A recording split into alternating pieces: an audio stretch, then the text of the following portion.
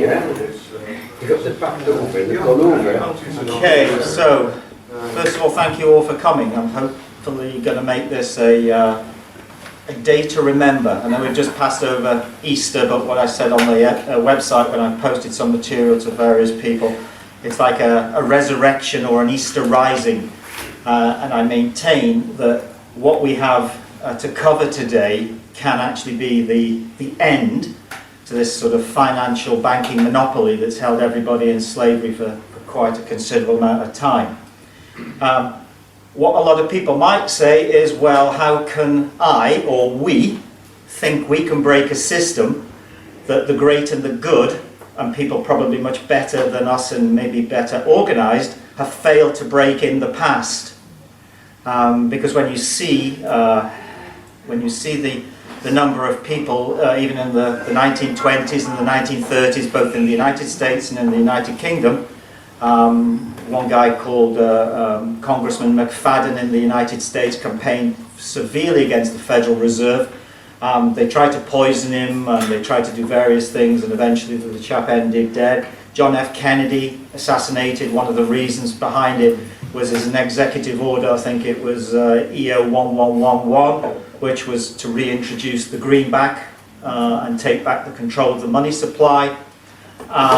Various organisations and people have tried in the past and have always failed, it would appear.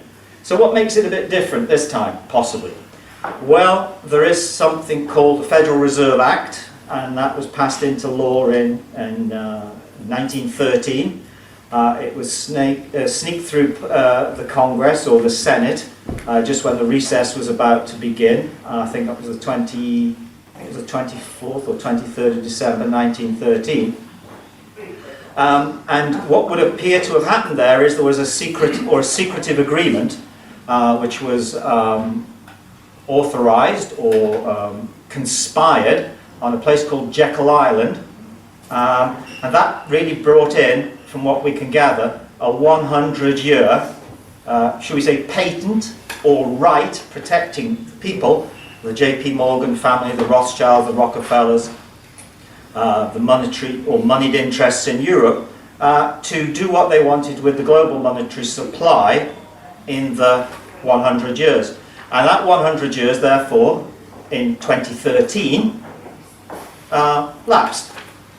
So there is possibly an energetic backdoor through this, that now, when you see the actual state of the global monetary system, with the European Central Bank and all these people jockeying for position, the Federal Reserve, quantitative easing, Mario Draghi, the head of the European Central Bank, says they're going to pump, 60 billion a month into the European markets.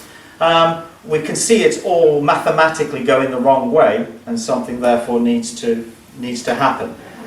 This is probably, or can be, it. There's lots of other organisations out there that are trying similar things. There are people who are looking towards the Bradbury pound as an option. There are other people who are talking about parallel or complementary currencies. There's the Positive Money Organisation. There's the British Constitutional Groups, Lawful Bank. The one thing I would say about the WeRe bank system is it isn't original, i.e. there are parts that are being done in other places, but what I think the originality to it is the way it's been brought together and the way that it marries up the time structure. So one of the things that we need to address throughout all of this is money or wealth, really, apart from, say, what you own as real estate or a physical object that you can transport. It's all just a state of mind. It's what you give money credibility for. A glass of water in here isn't probably worth too much, but if you're dying of thirst in the desert, you would give everything you have to possess it. Having your waste bin emptied isn't of any great value until it's been sitting on the drive for 2 weeks, non-collected, and then it's got a much higher monetary, or should we say, tradable value. So what we're trying to do here is get people to start thinking, as all these organisations have, or often. There's the people in the United States who have talked about something called the Robin Hood tax. There are other people that I was involved in sort of last year a little bit, and they were talking about something called the financial transaction tax, which is very valid, and we're going to touch on it. There's people who've talked about the global collateral accounts. There's something called prepaid treasury. There are people trying to access this so-called pot of global trust money that we are all supposed to be entitled to. But the one problem everybody's facing is it is all totally reliant on them either acknowledging that you've got the right to access it, or somehow you've been able to squirrel under the wire and get a hold of it.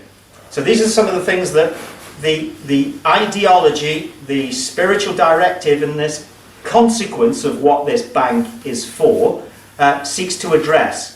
Because I'd like to emphasise that I fully believe that there's a spiritual quest we're all on, and without this spiritual assistance, whether you think it's a guardian angel, or whether you think it's a nature spirit, whether you think it's an extraterrestrial gestalt, think of it as you will, or if you believe in Jesus or the Holy Spirit, you could go down that way as well. But it can't all be one-sided, because if there's a dark side that's trying to control the energy and the wealth and in fact, energetic theft, then there must be something on the other side, because you can't have one without the other. You know, we've got day and night and up and down and black and white and hot and cold.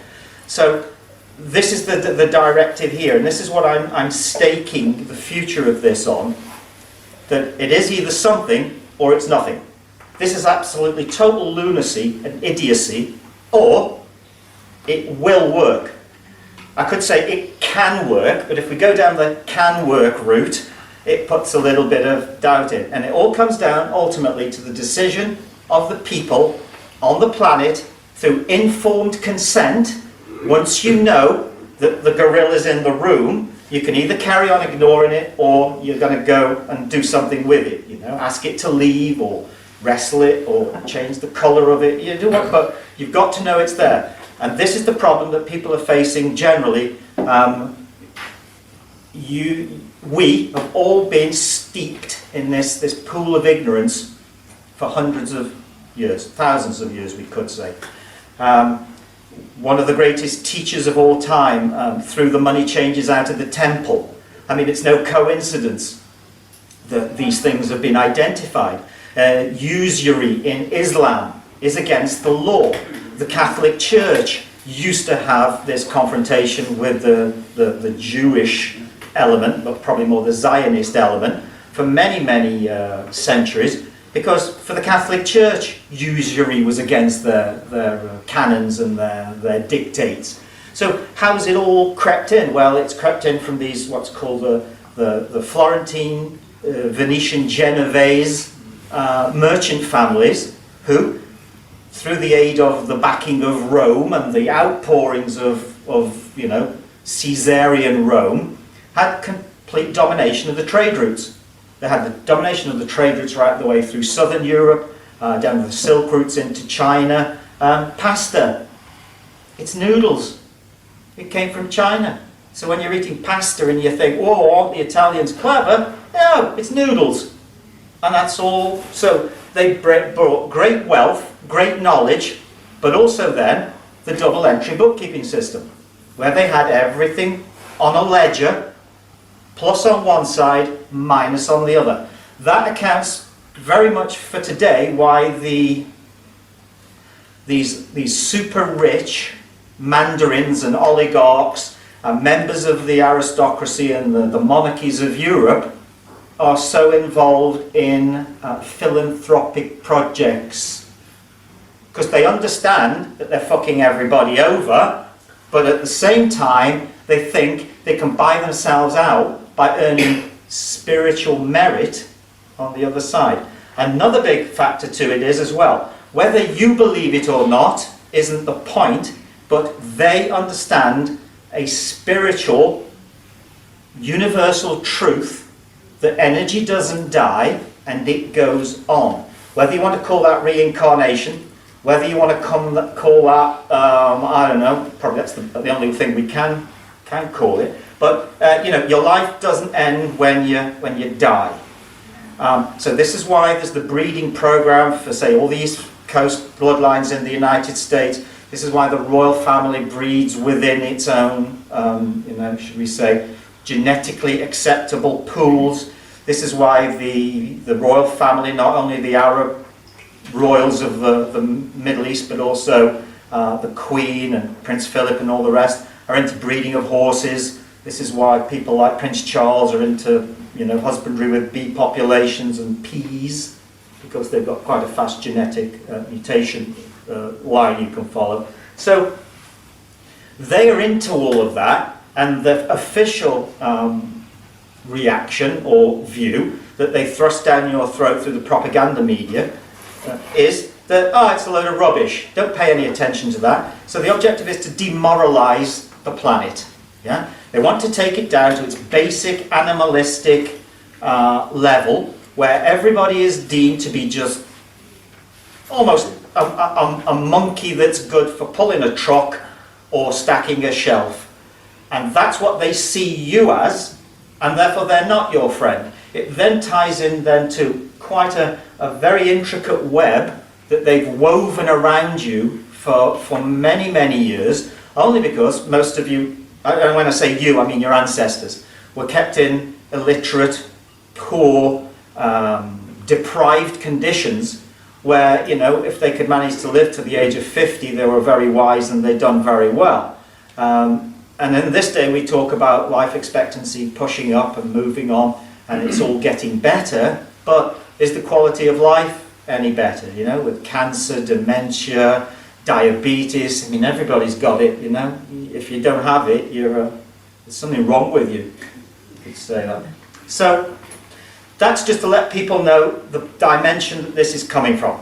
This isn't a 2012, oh, I think I'm going to just put number plates on the car, the Peter of it, the van thing, and go off. You know, I notified, and this is another thing that people should be aware of. Before I even made one turn of the wheel onto the road, I notified the Attorney General, who I'd been having, this is a guy called Dominic Grieve.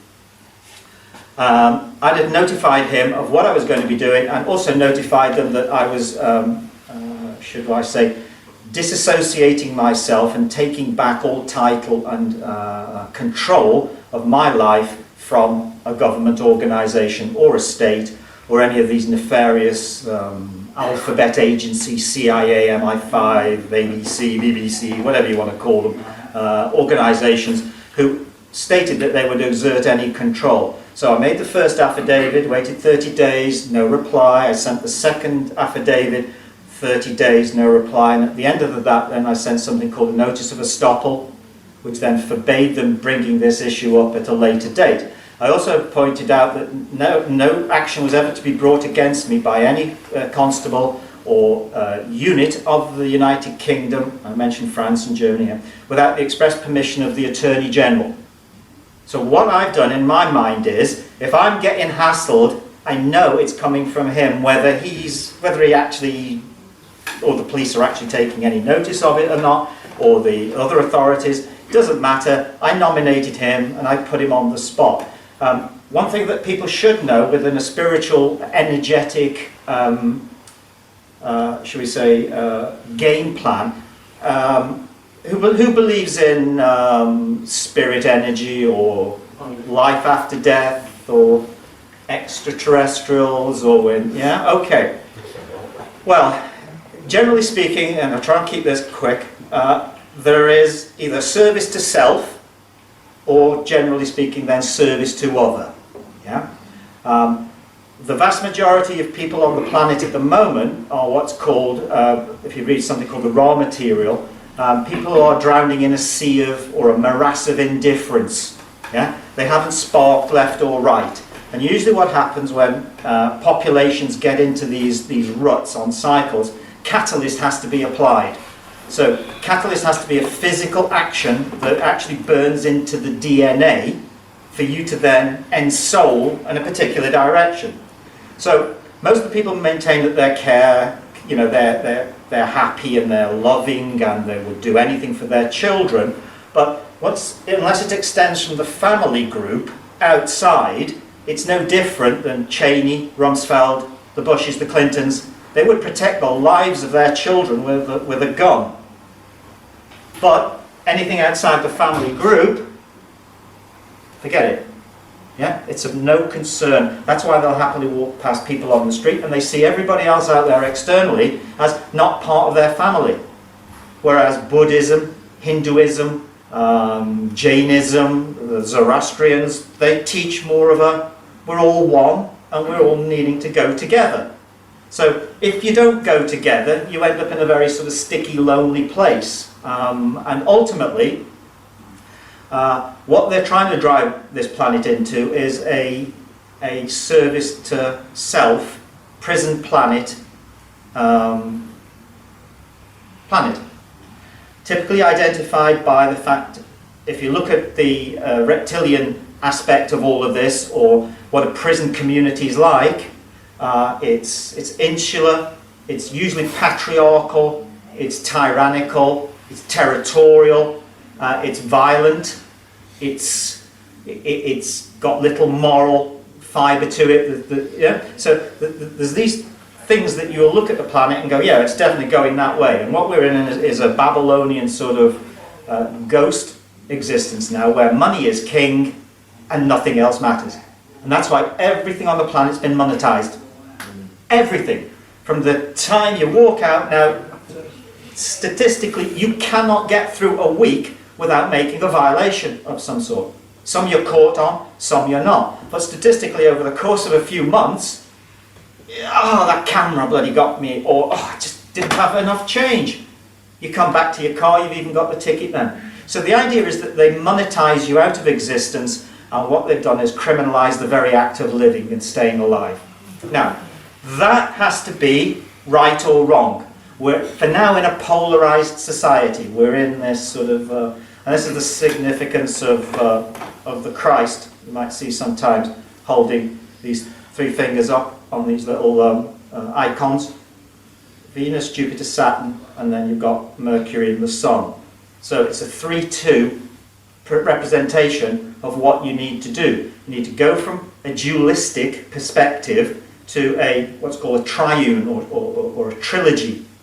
Because in here it's black, white, up, down, man, woman, right, wrong, hot, cold. Here it's innocent, guilty, maybe not, hot, cold, tepid, black, white, grey. Yeah? So that's where the ideology of the mindset needs to go. So I've gone on about the spiritual side a little bit there because it's very important, and if we don't have that under our feet, we're really not going to get anywhere, because they've got bigger tanks, they've got bigger guns, they've got weaponry, they've got things that the Norwegian defence minister, she came out the closet a few years ago and said when she first went into the government, she was briefed and shown some of the technology, and it was 50 years ahead of where we all think it is.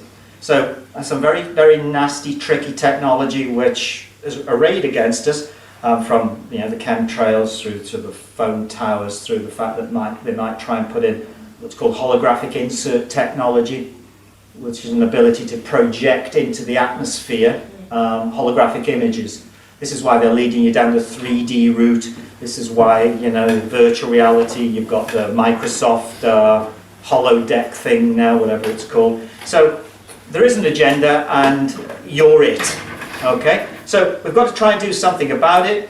What I've said before is, I think there are three main planks to us getting our lives back and some type of control within this organisation of what we call planet Earth, or the world. So we've got the Earth, there's nothing wrong with the Earth, but the world is nothing more than us. Yeah? And you would actually say, on a universal perspective, giving and receiving are one. Right? Because if you don't have anything to receive, you can't actually give. Unless you have a glass, you can't pour the wine.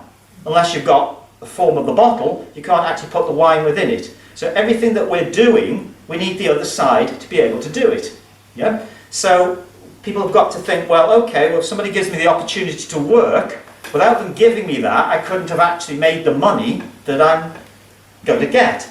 So there has to be those who want it and those who want to do it. And this comes into some of the things we'll talk about with the banking structure now. So, that having been said, what I thought also it was quite an optional or interesting thing to do right now, because I had just a small conversation with some people just before the camera started to roll, is that just to tell people a little bit about me and where I come from, because, you know, it's very easy to look at people like Dean Clifford or Simon Spaniard or Rob Menard, and so what were they doing, you know, where did they come from and where did they get this zeal or appetite from. So I'm originally from Stoke-on-Trent. I went to a Catholic boys' grammar school up to the age of 18. I took a gap year because I got expelled from school at the very end, just for going out and getting a sandwich at lunchtime. And that's how strict it was in those days. And then I went to Liverpool University. I did a law degree. I decided the law wasn't the thing I wanted to do, and therefore I then decided to join the army. So I went on what's called the RCB, Regular Commission Selection Board. So I passed that, and then went in as on a short-term commission. Spent 6 months at Sandhurst. 6 months on what's called a Young Officers Communication Qualifying course at Blandford Forum Signals in Dorset, and then went to Germany for 2 years with the 1st Armoured Division HQ and Signal Regiment. That was a very bumpy period because a very good friend of mine, a chap called Tim Collins, who led 1st Armoured Brigade into Iraq. Remember when the second Iraq War? Tim Collins and myself were at Blandford Forum, and I nearly got court-martialed for defending Tim against some accusations that had been made against him. So I decided I would intervene, and I was the person that got into the fight, and therefore I nearly got court-martialed. I got moved from there and posted to Germany, I think 3 weeks before the official end of the course. So Tim Collins was the training commander for 22 SAS at Blandford Forum. So Tim is very well connected, and I keep thinking one day he might be able to help us when we need it. I don't know, but that's the connections there. So when I came out of the army, I then went to the Middle East, to Dubai, and I worked there for a financial services company giving tax advice to British expatriates, European expatriates, on how to look after their money, so-called, and to avoid taxation legally. Then I worked for 3 years for Zurich Insurance, based in Zurich initially, and then posted out to Dubai just at the time that the Iraq War commenced, and so that was 89 I think, yeah. And then I spent 3 years there, came back to the UK, set up a couple of businesses. The first one was providing exercise physiology testing to elite and performance athletes like Aston Villa and Millwall Football Club. We had a rendezvous scheduled for Manchester United and 1 or 2 other people, but the company folded before that could happen. And then I went back to trying to make money because I thought that was the best way. And so I set up a company called Touchstone 2000, and what I did is I taught people how to trade derivatives on the stock market. Right? And so if you don't know what derivatives are, they're the most toxic, poisonous, useless way of debilitating society you can imagine, but you can make very, very good money doing it. And I was very successful doing it, and I used to have a manual, 290 pages, like a telephone directory, and it used to run in the Daily Mail. The legal department had to verify it before it could go in under the advertising standards, and the strapline was 3 trades in 3 months, each producing 300% return or your money back. And we did it consistently. I eventually then got an interview team come up from the FSA in London and threatened me with criminal prosecution and a fine unless I stopped doing it. And the other thing they wanted to know is where I got the information from, where I got the techniques from, and basically what was I, if I didn't take this bond out, I think it had to be something like an insurance bond for 5 million. And they said I was giving trading advice, and I said I was giving educational advice. So that's really about that. 2001, I had a bit of a spiritual awakening. And from 2001 to now, I've had a bit of an existence. That, the clothes I have are all given to me. And, I've lived in a camping car, lived in this cave in Spain. And so it's been a very sort of, traumatic and mind-opening event. So that's brought us up to where we're going to go now, and so we're going to have a little just sort of minute's pause while I just prepare the next part, because having got that all out of the way now, we're going to deal with WeRe Bank and what it means to you and what it can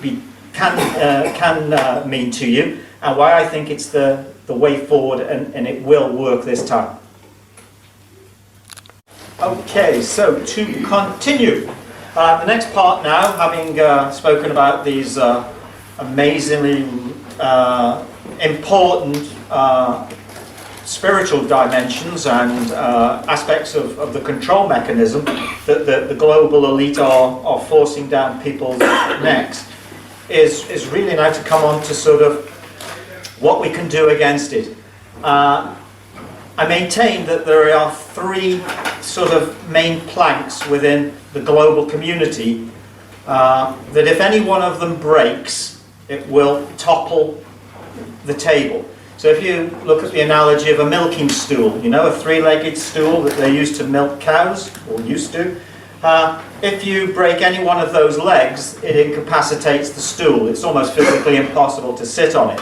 The three legs that I think I've identified, and I think other people would agree, some would, one is the sovereignty issue. The sovereignty issue is the free man ideology. Who am I? Who owns me?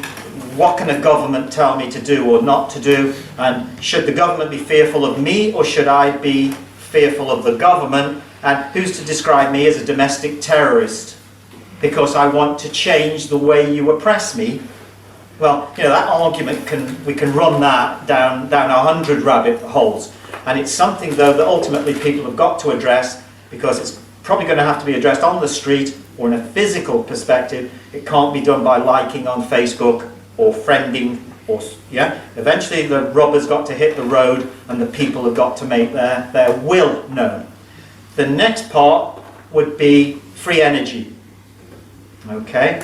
People talk about it, people think it's not real, people think, what Tesla came up with in probably as early as the late 1890s is all just, fabrication and hocus pocus and nonsense, however it isn't.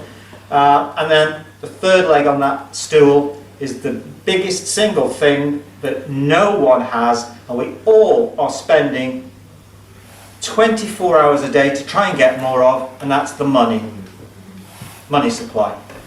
The question then is, how come 99.99% of the world has nothing? And I even mean the people who've got 150,000 coming in from a business. You've got nothing. It's not even, the line of the majority of the populations is here, and there's just a little. Yet, the 0.001% of the people that handle it are the wealthiest people on the planet. The likes of Greenspan, Soros,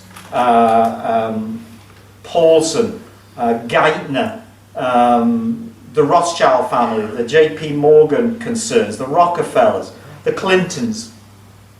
These are the people who are in control of all of this, and they're obscenely wealthy. But historically, that's the way it's been, and the problem with the mindset on the planet is we've all been inculcated into accepting it. Yeah? It's like a dog bred for water. or a pointer. When a pheasant goes down, it's, you know. So there's a part of us that we're all historically bound to, and from a genetic point of view, we're on the, you know, we're the last atom on the pin of the needle, and all our ancestors have gone back being conditioned. So it does take quite a bit to break out of the mindset of the cage. But it's going to have to be done because the future isn't pretty. Yeah?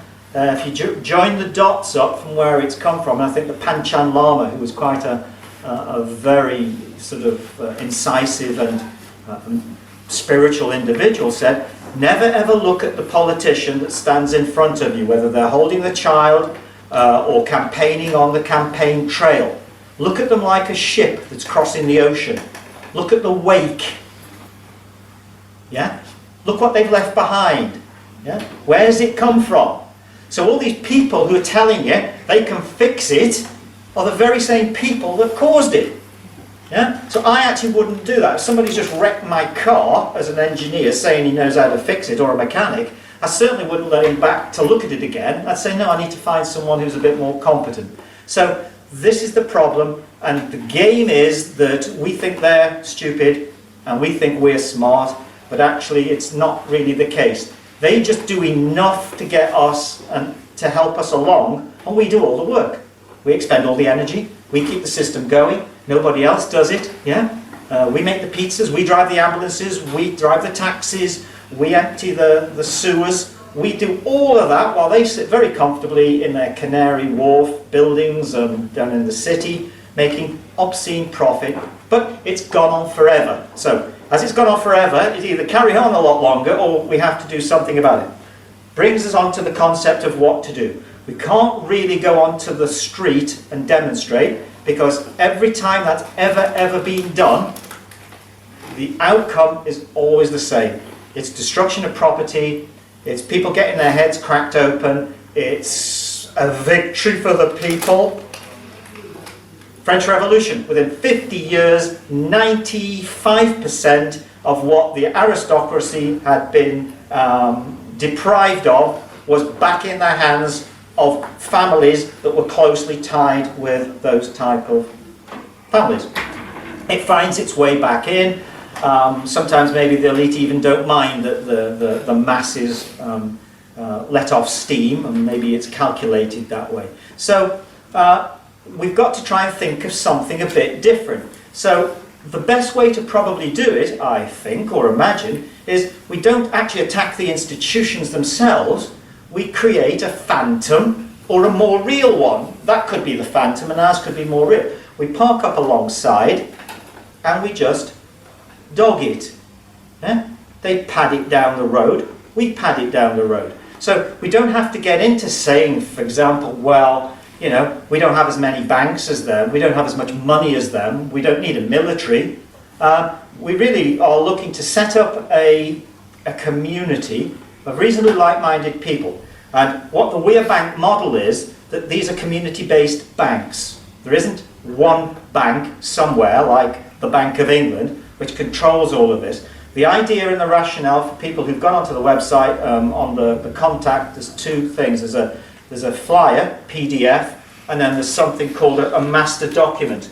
On the master document, I think that's about 15 pages of information which explains various things. And there's a little flyer that people can download. I used to have quite a lot of these. And it just says, WeRe Bank, People's Banking System, common law banking, totally unique, a public bank, employment provider, solves financial dilemmas, it's morally sound, 100% protected. The idea is that the bank operates in a communally or geographically determined area.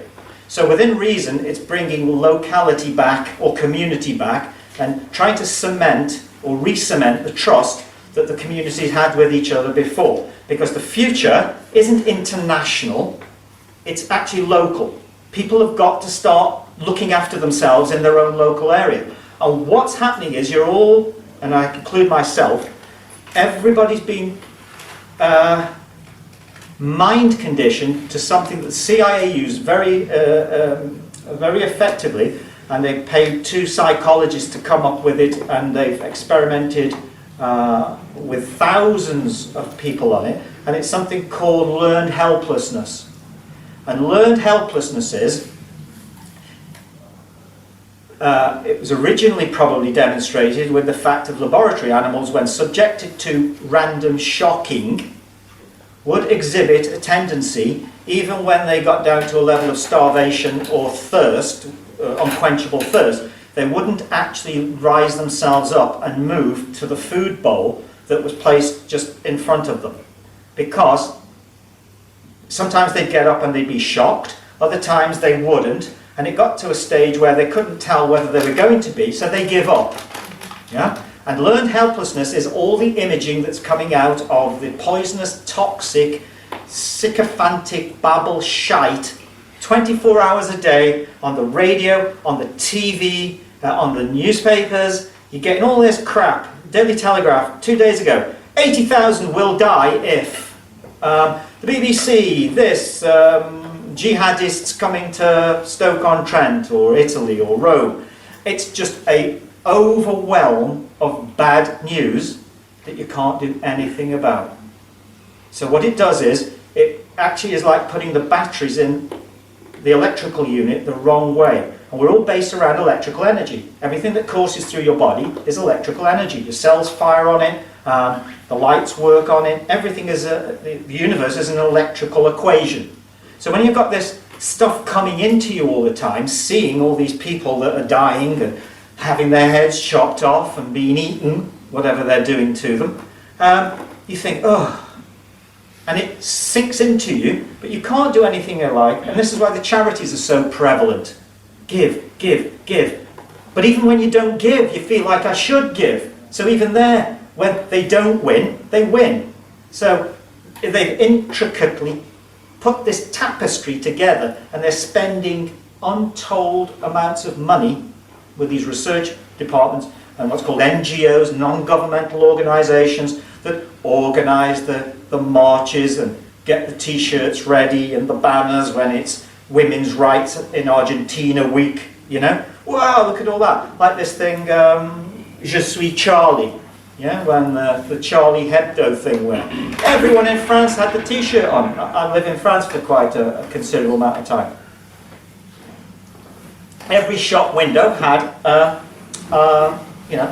photocopied piece of paper, Je suis Charlie. So the whole country and quite a lot of Europe could be mobilised. So you can see how it can be done, but you know, I can't imagine it being done for a project that we're going to be putting out next week, no matter if Jesus and Buddha were standing here saying, hey, you know, it's a really good deal. Yeah? Yeah, okay, next time, thanks. So that's where it leads us now. So the concept of the bank, and the bank, I had to use the word bank because if we'd have called it a cooperative, or if we called it just a licensed deposit taker, we'd have to have a license.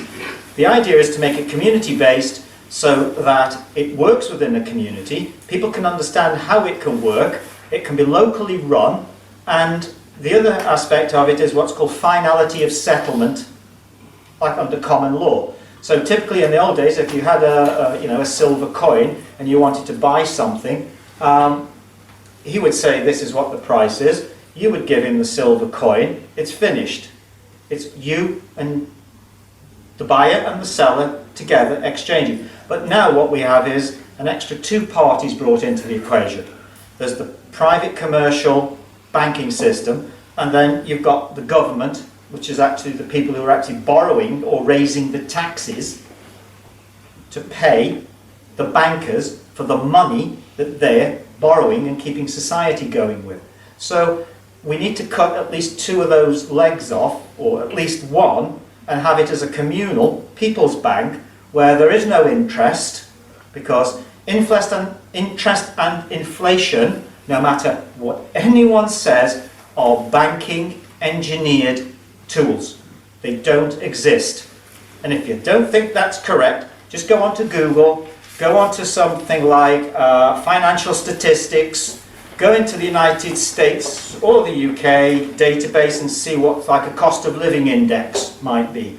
Go back, for example, and see what typically the gold price was, or what the price of a loaf of bread was in America from about 1820 up to about 1900. 60, 80 years, the same price. Yeah? So what you could do is, if you could get an amount of money together, you could safely rely on the fact that at X amount per week, you could stop working. If you dropped a coin down the settee and found it 15 years later, it'd buy you exactly the same as it did before, not when the bankers get involved. And people get confused, and I've heard a very intelligent guy the other day said, well, you've got to have these economic cycles of boom and bust. No, you haven't. It's called rowing. It's the stock market's favourite thing. That's why the stock never just goes up. It goes up and it goes down. It's called like a dog tooth. And it's called rowing. It's like in a boat. So they row it up and then they row it down and then they row it up. But the people who are controlling the market know where it's going beforehand. In the old days, they used to just know. Now they're using something called high-frequency trading. And high-frequency trading is trading at computer speed before the information even gets out onto the markets. So the idea behind where we're going with this is then the idea of the unit of currency. I took from the fact that in 2010 I was working with, or trying to work with, an organisation called the Global Settlement Foundation. And if you want to go onto the internet and have a look at that, I think it's probably one of the best websites there is, talking about finance and the general economic problems that we all face. The only problem I found, sorry Ray, if you ever get to listen to this, is I found Ray Sunderson, the guy who was really behind it, just a little bit too academic and, for my mind, a little bit impractical in the fact that they were going down the electronic route for having a gold-backed currency. A bit like Bitcoin, but different. Now, what Global Settlement Foundation were doing, though, and some very good work, they were working with the Organisation of African Unity to bring in something called the ORIC. Periodic table of elements. You go down to gold, it's not a G, it's AU for OR. Yeah? So they were trying to bring a gold-backed unit of currency, and one of the main proponents that was working with them in North Africa was Muammar Gaddafi. And we all know what happened when they took a dislike to what he was doing. He wrote a very good article in the year of, was it 2012 when they took Libya down, or 13, can't remember. But in April or March of that year, he did a very, very interesting article in Paris Match, and he explained what he was about and what he wanted to do and what the African Unity wanted to do, and it was all good stuff. Question is, how did they allow him to run the country, as he did for 30 years, untouched, and then suddenly becomes the '1 enemy in the world? It's quite amazing. Tony Blair's friend, the Queen's friend. In fact, in the early 80s, he was attending the University of Liverpool Department of Psychiatry to help him adjust with some of his fantasies. Is neither here nor there. But whatever he was trying to do good for the people, maybe when he was trying to do it.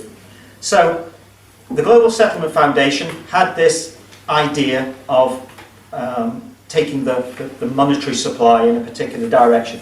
I always thought that if it went down the internet route, it was always hackable, it could be hijacked, the accounts could be altered.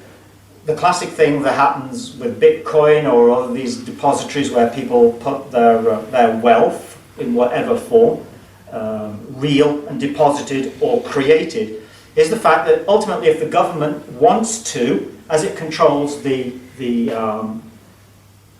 electronic back doors into all of this, no matter what the degree of encryption, and if anyone doubts that, there's a thing called PROMIS, PROMIS software that the Bushes took over, and that allows them to get through any encryption, because the actual encryption is based upon their software is that they have the back door that gets through the microcircuitry, and they just access anyway. So nothing is protected. They wouldn't allow that to go that way, because I believe the internet is doing exactly what it was meant to do. It's put as much confusion into the community as it gives answers. So the idea then is that we look at the solution, and originally it was to go to a paper-based type of transaction, where only for people who wanted to earn units of currency, they could go two ways. If they had £100 and wanted to put it with the bank, they could come and put it with the bank, and they would be given then the unit. Okay. The other way might be that they wanted to earn it, because one of the beauties of the idea is... Question? Well, go on. No, that's okay, sorry. The idea was that we had to give people a way of earning wealth that wasn't based on inflation, and it wasn't based on the fractional reserve interest-bearing equation, P for principal equals, or is always less than principal plus interest, so you can never get out of the cycle.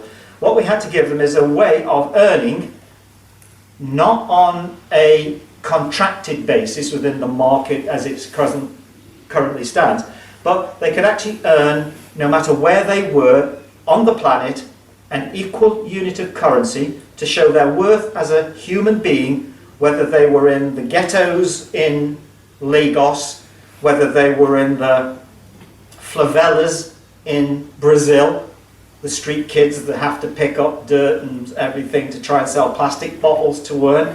Why shouldn't they get the same unit of currency as the person doing the community work or painting his mate's fence for the weekend over here? So there was an equipartition of energy that would globally move.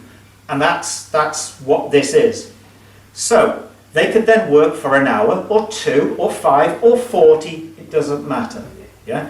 They would then get credited with that. Now you could say, well, okay, yeah, I know how are you going to know he's done it and he's not made it up? We don't care. You know, it's like the amount of fraud and the amount of hacking in the banks that goes on. You've got no idea how much of it is going on, how much is being fleeced or scammed out of your ATMs. You don't care as long as you're getting your money and you're okay. And that's really what the mindset is there. So that's one of the areas that I wanted to address, that the bank has actually got quite infinite supply. The Bank of England, European Central Bank, the IMF, the Bank for International Settlements, the Federal Reserve have got infinite supply because they're printing it. In fact, they're not even printing it, they're just creating it on a machine. Okay? And what the Bank of England 2014 first quarter policy document says is that we've all got it wrong in the past about how money comes into being. Academics and textbooks have misunderstood the system, they say, because what they have been saying is that a bank has to have a deposit or money in order to make a loan. But that's not correct, they say. They don't go into the fractional reserve aspect, but what they say is no, money comes into being the following way. The bank makes a loan to the customer, and that simultaneously generates a deposit in the account of the customer, which then supposedly leaves the door. So that's like saying, not only is the cart not before the horse, that we don't have one or the other. We don't need the horse because the cart will actually move, and it's the biggest scam. And as it says, there's a guy called Kenneth Galbraith, and he actually says that if people, the way that the bankers produce the money supply is so simple, it repels the mind. And that's the thing. It is so simple that there is no technique or mechanism. And all this bullshit, this flack, this smoke, and the tinsel that they throw up, and all the economic modelling and all the rest of it, doesn't really count for anything, because it is nonsense. It's not a science, because if it was a science, people could work it out. A science is, if you mix that with that, shake it up, it's going to fizz. They can't do that in the economic world, though they profess to. The next thing, quantitative easing and all this crap that they throw at you. I don't have a board behind me, but if you have £100 and 100 apples, and we say that one apple is worth £1, yeah? If I now double that money supply by creating extra money to 200, what's the apple worth? 50 pence. And on, and on, and on. So, as they print more and more money, what they're doing is they're actually devaluing the value of everything within the society. And so, with money at 0% and unprecedented amounts of money being pumped into the market, in the Federal Reserve in the United States, QE1 followed by QE2, QE3 didn't work. America's on its arse. It's been bought up by the Chinese for a reason, and now what we've got in Europe, they're addressing the same thing. So what didn't work in America, now we'll let it not work in Europe.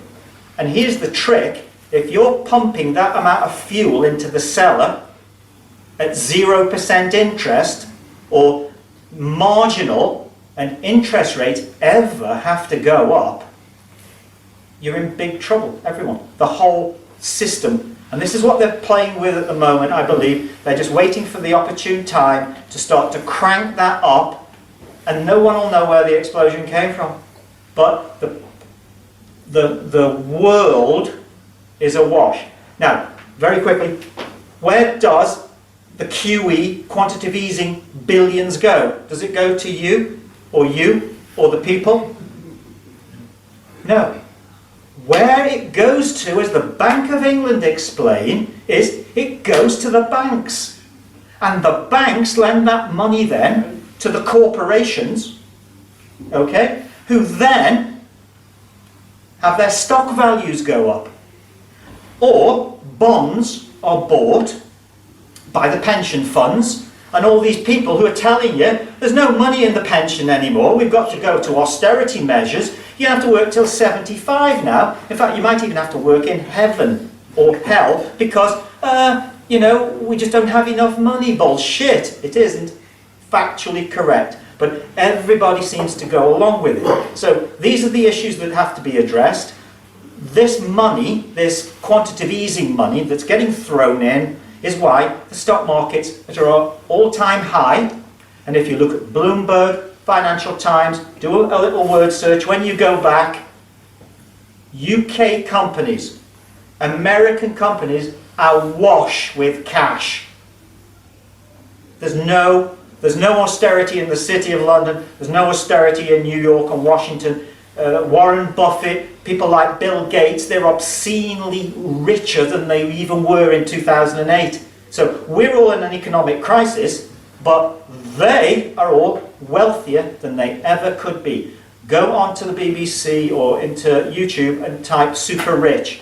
There's a 2-part documentary, 54 minutes the first one, 1 hour 10 the other. Talks about the super rich, and now since 2008 they are incredibly, I think it's over 25% richer across the board, and how many extra billionaires there are. And so at that point, I think before we move on to looking now at the nitty gritty and then we'll do the questions, we'll have a little... Just a pause. Pause. Okay, so to continue, we'll now deal with, I know there's many questions and there's many sort of like side roads that are going off the main corridors here, but it'll be covered in time in different forums. Main priority at the moment is to try and make the website, WeRe Bank website, more friendly.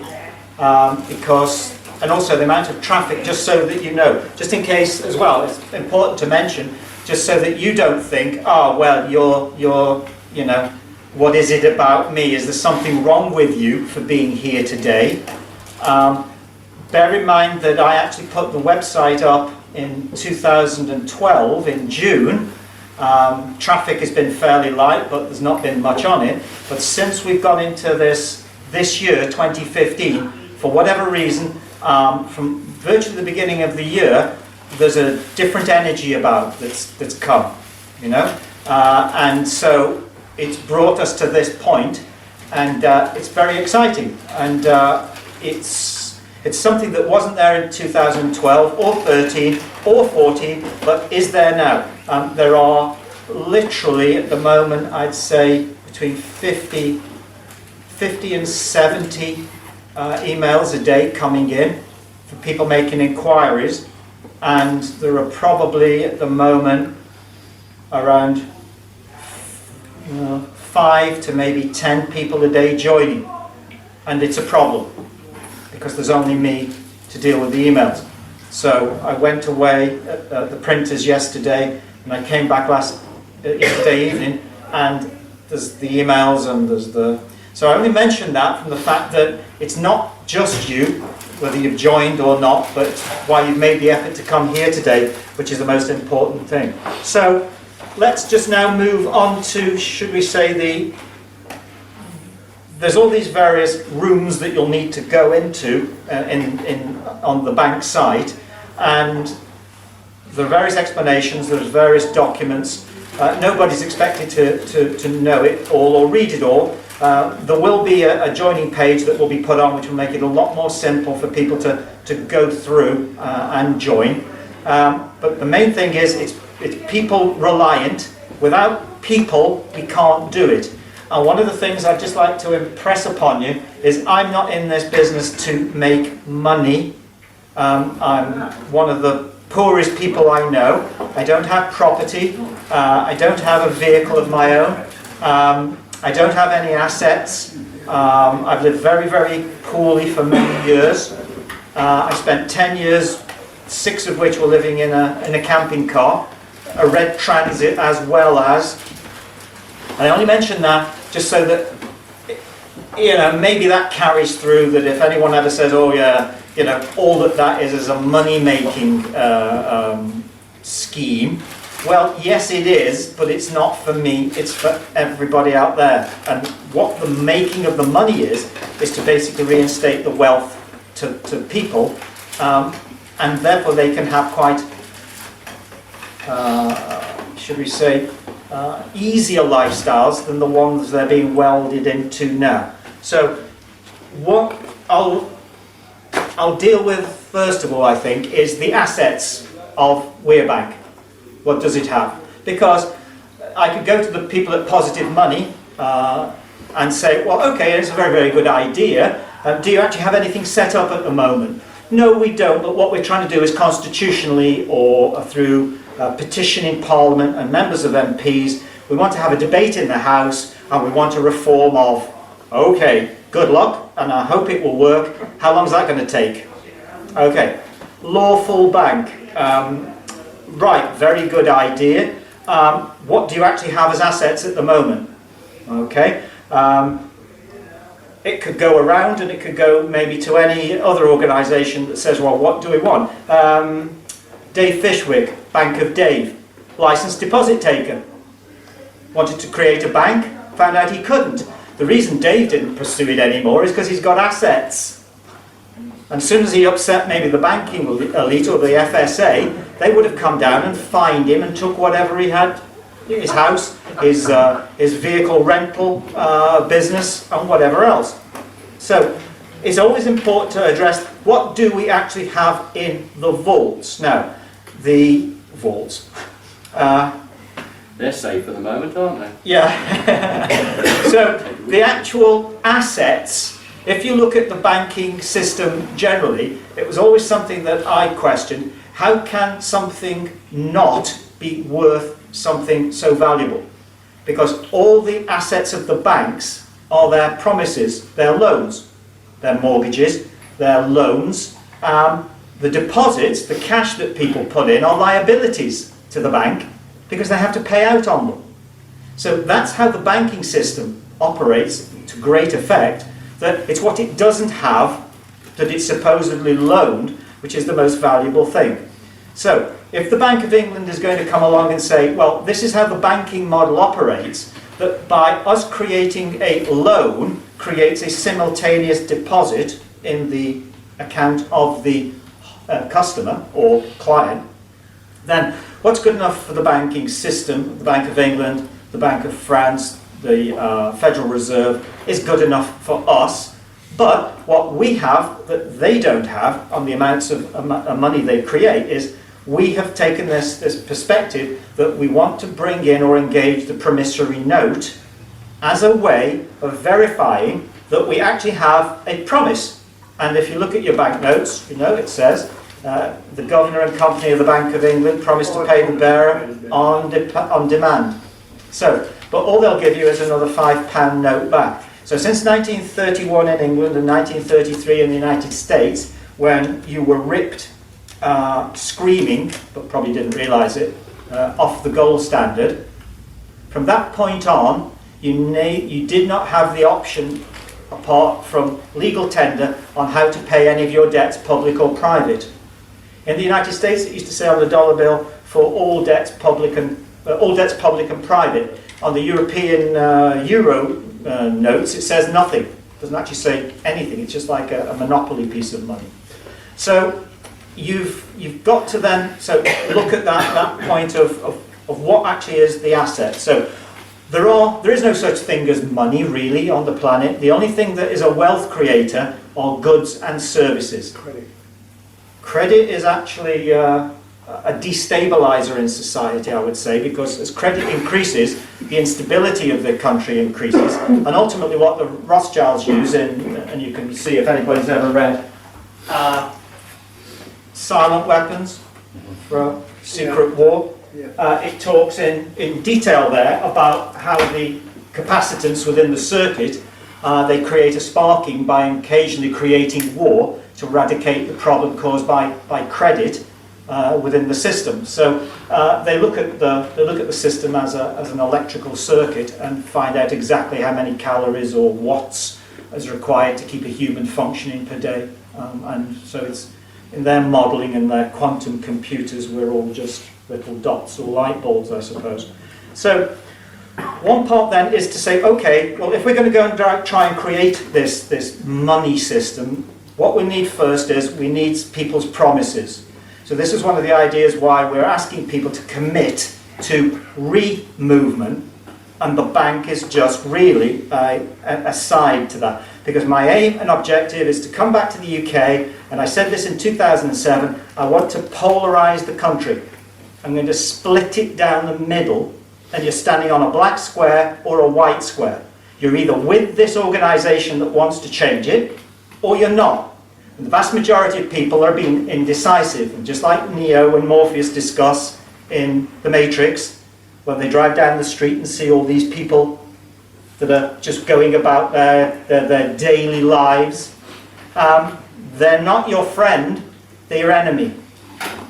And when I was in the camping car doing my Peter of England, I didn't really have a problem with the police or the traffic wardens as much as I had with the people peering behind the windows saying, why aren't you displaying a tax disc? Why have you got no numbers on? It was they that called the police.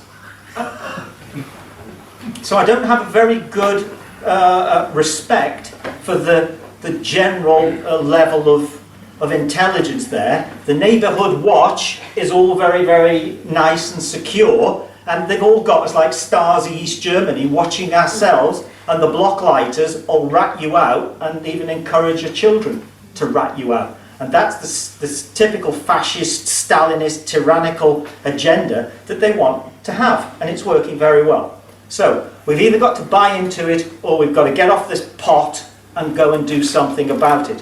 So how I think we can do something about it is, one, we have the promissory note aspect. The other aspect that we have, or unit of currency, is in 2012 November, I met with a consortium of business people who came from Kuala Lumpur, that's in Malaysia, and I met them in Threadneedle Street, and we went to Cafe Nero there, and that meeting was for the following.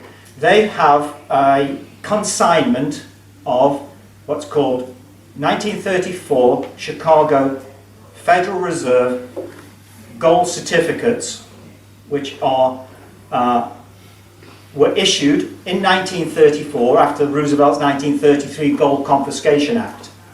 And those gold certificates are to the sum, there's actually 3 boxes, but we'll go with the 2 for now. The 2 boxes collectively are worth, 250 billion US each. So there's box 1 and there's box 2, and then there's a mother box which is located on one of the islands in the Philippines. And I know there's lots of stories about this all being, a load of nonsense, and it never ever happened.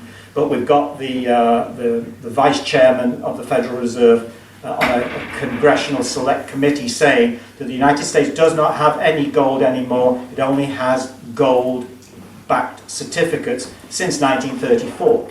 So that 500 billion, what they've agreed to, and I spent all of last year, that's why I didn't put any YouTube postings up. I think I went over 9 or 10 months without making a post. Most of last year was spent, disappointingly, in negotiations with Chinese so-called connected families of the dragon family. There's the red dragon family, there's a white dragon family, there's probably a polka dot dragon family, to get these boxes redeemed. Okay. Now, one of the people who contacted me, who was engineering it, there was actually 2 parts. One of them is located in Marbella, one is in the Bahamas, and the original phone call came in from New York.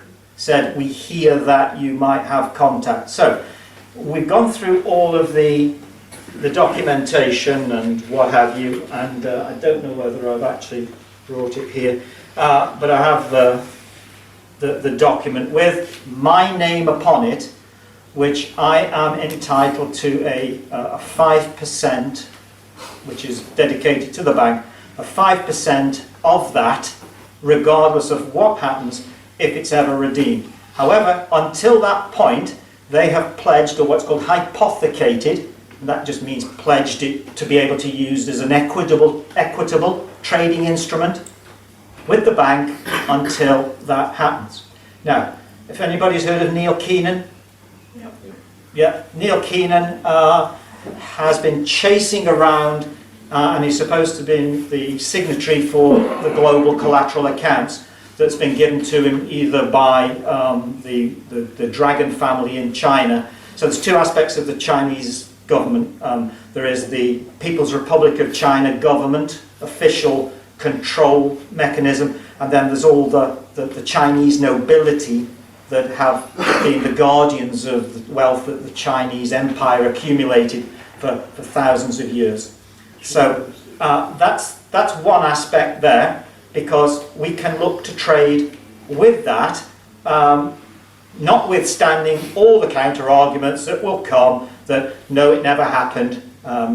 We know that it did happen, and they know that it happened, and they know the amounts that were involved. And one of the reasons for the First World War was the setup for the confiscation, 1929, with the Great Recession, leading into the Second World War, where there were 2 parties. There were the National Socialists, which became the Nazi Party, which hoovered all the wealth out of Europe. And then there were the Japanese, who went ruthlessly through Southeast Asia, Japan, Vietnam, Korea, and stripped all the gold and valuables out of those countries, and then put them in certain places. And that's why you've got these vast reserves of wealth that are off book and are what's called on the black screens. Yeah? So there's 2 parallel pools of money. There's the official money that they say the gross domestic product of the United Kingdom is 3 3 billion? 3 trillion. Then there is the amount brought in by the revenue, which is 640 billion. So all of that is in our world, and all the real money is in the elite world, in the trust. So anybody that's into sort of pursuing this, then it's quite complicated, so we'll leave it there for now. But this stuff does exist, and if anybody remembers that incident on the Swiss-Italian border a few years ago in Chiasso, where those 2 Japanese were supposedly caught trying to take God knows how many billions worth of gold certificates in. Well, that had all been arranged, that was all cleared, they were supposed to get in, and they were going to the Vatican Bank to present the documents, and Alan Greenspan is one of the people that reneged on the deal and ticked off the police, and I think it's called the Polizia Finanziaria in Italy, were there waiting, arrested, but they were never charged. They confiscated them, they did a big thing, hoo-ha, these are all forgeries, but if you're going to do a forgery, well, I think I'd put like just a few million on, you know, I wouldn't put billions on, you know, it might sound, you know, so there's arguments there. So that brings us to that. The other then is a little bit more esoteric, and this is the idea that there isn't any money in the United Kingdom, and the best we can do if we want more is to increase taxes. All the major political parties say the same thing over and over and over. It's austerity measures for you, it's wage increases for us, the wealthy companies are getting richer, the stock market, the FTSEs, is an all-time high, nearly touching 7,000. There's 18.2 now trillion worth of debt in the United States. When Obama took over, it was probably about 12. It's been the single biggest increase in history. So the amounts of debt are going up. Look what they're trying to do to the Greeks. Yeah, and the Greeks are thinking of reneging on the deal. They should renege. Do what Iceland did in 2008. The president of Iceland, Olga Grimsson, his YouTube was on the documentation that I had. I put it on the front page of the website. When I got there, it had 7 views. 2 days later, it had been taken down. So it's not available. It's been ripped off by I don't know who, probably Google or YouTube. And what he was basically saying is that people should do what they did. Reform the banking system, because in Iceland there is only 320,000 of them. Each person, when the private commercial banks had finished lending out to Warrington County Council for the pension fund, offering them 18% interest, or Stoke-on-Trent, who one of the biggest, stupidest councils in the world and took a bigger chunk than everybody else, when that actually folded and blew up, each Icelander owed over 400,000, let's say, dollars, which they were never going to pay. He said we were the most socially homogenous community that there was possible to have. We're all Icelandic. We haven't got outside interests. But these banks, these private commercial banks, had run up these amounts to such astronomical amounts that we had to decide, when the people went on the street, started to firebomb Parliament, and the police who were supposed to be protecting them came across onto their side, we knew we had to do something.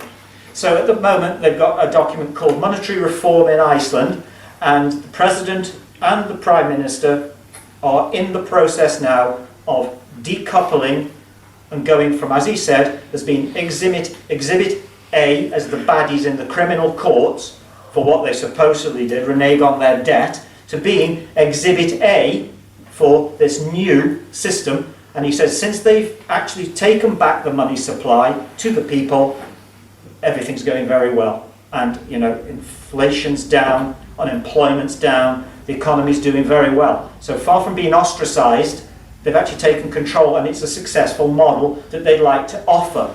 So hopefully, they will. And the only why should they work with us, you know, because we've asked, and maybe it's right. Because in between the Greeks and other people in Europe, people need to, you know, we need to join forces and show something. So what we need to show is, this is just I've got these are the covers of the WeRe Bank checkbooks. So I went to the printers yesterday and the books were due for delivery today, but it looks like now they might not turn up, and as I didn't have anything to bring, I'd just like to, I'll hand it here and then it can go around and you can, I'm only just showing it just so you know what these will look like. So that's the logo. The logo says Universal Energy Transfer on the actual check. I can actually pass that one. I'll just put two out just in case one of these sheets goes missing. So these are just the photocopies that they run off the original sheet, so I can bring something along today. If I put one down at the bottom, then you can pass it whichever way you think it should. Okay, so this is just for the purpose of the viewer. We have the checks, which have WeRe Bank on them. They have the address. We've even got a clearing hotline. We've got the branch sort code, which is quite important. They initially would not print these because they said, in fact, what they originally said is, as long as the sort code does not comply with any other sort code in the banking, I think it's the check card and credit clearing company in London, then it's okay. Then they changed their mind and said you can't have this on and then you can't have that on. So what the 750181 is the code number for the Common Law Court of Record. So anybody that's followed anything I've posted, if you actually type in either on Google or on YouTube, International Common Law Court of Record, or ICLCOR 750181, that's the number for the International or Common Law Court of Record, which we will use to legitimize any dispute that people say or they might bring up as a topic while we just don't have the right to do this, as might happen. However, it does actually say in the Bills of Exchange Act as well that anyone who is in the business of banking, whether incorporated or not, so you don't have to be an incorporated company, and I don't think technically to go through what we couldn't have gone through anyway. So what we're doing here is being deliberately provocative in a way of saying that this is what we should, as the people, have the right to do, and if you're not going to do it for us, we're going to do it ourselves. So we're really in an environment here of like pushing this envelope and say, well, what's the point in talking to you? What's the point in trying to do this through so-called democratic process when it's nothing but an elected dictatorship, wherever once you elect these goons and jackals and hyenas and white shoe bloody Etonians like Cameron and his bloody friend Osborne and Boris, you know, what a night, and Nathan Rothschild, all at Eton together, all at Cambridge together, all in the Bullingdon Boys Club together. Oh, what a coincidence that those three rise up into into such prominence within the ruling elite. So they won't do it. They don't want to go that way. However, there are people in the background in all of this that want to change. They're not all as bad as we probably would like to think them as being. So there is like, some people call them white knights or white hats. There is a definite undertow that understands that without change it's all going to end up very, very nastily. So there's a lot of political jockeying. There's two main factions, as I understand, on the planet at the moment: the Fourth Reich and the Zionists. That comes out of James Cassabolt and Michael Prince. Is anybody looked at the super soldier stuff? Some other stuff that I've looked at and heard come through. So typically that would be where we're going with a fascist dictatorship down one line, and on the other side we would say that the Zionists, Talmudic dictatorship.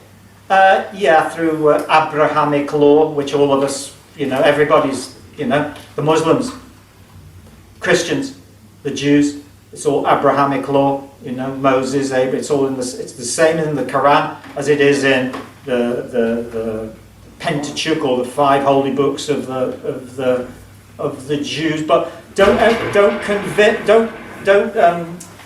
please don't confuse, should we say Ashkenazic, or should we say Orthodox Jewry with Zionism. It's not the same.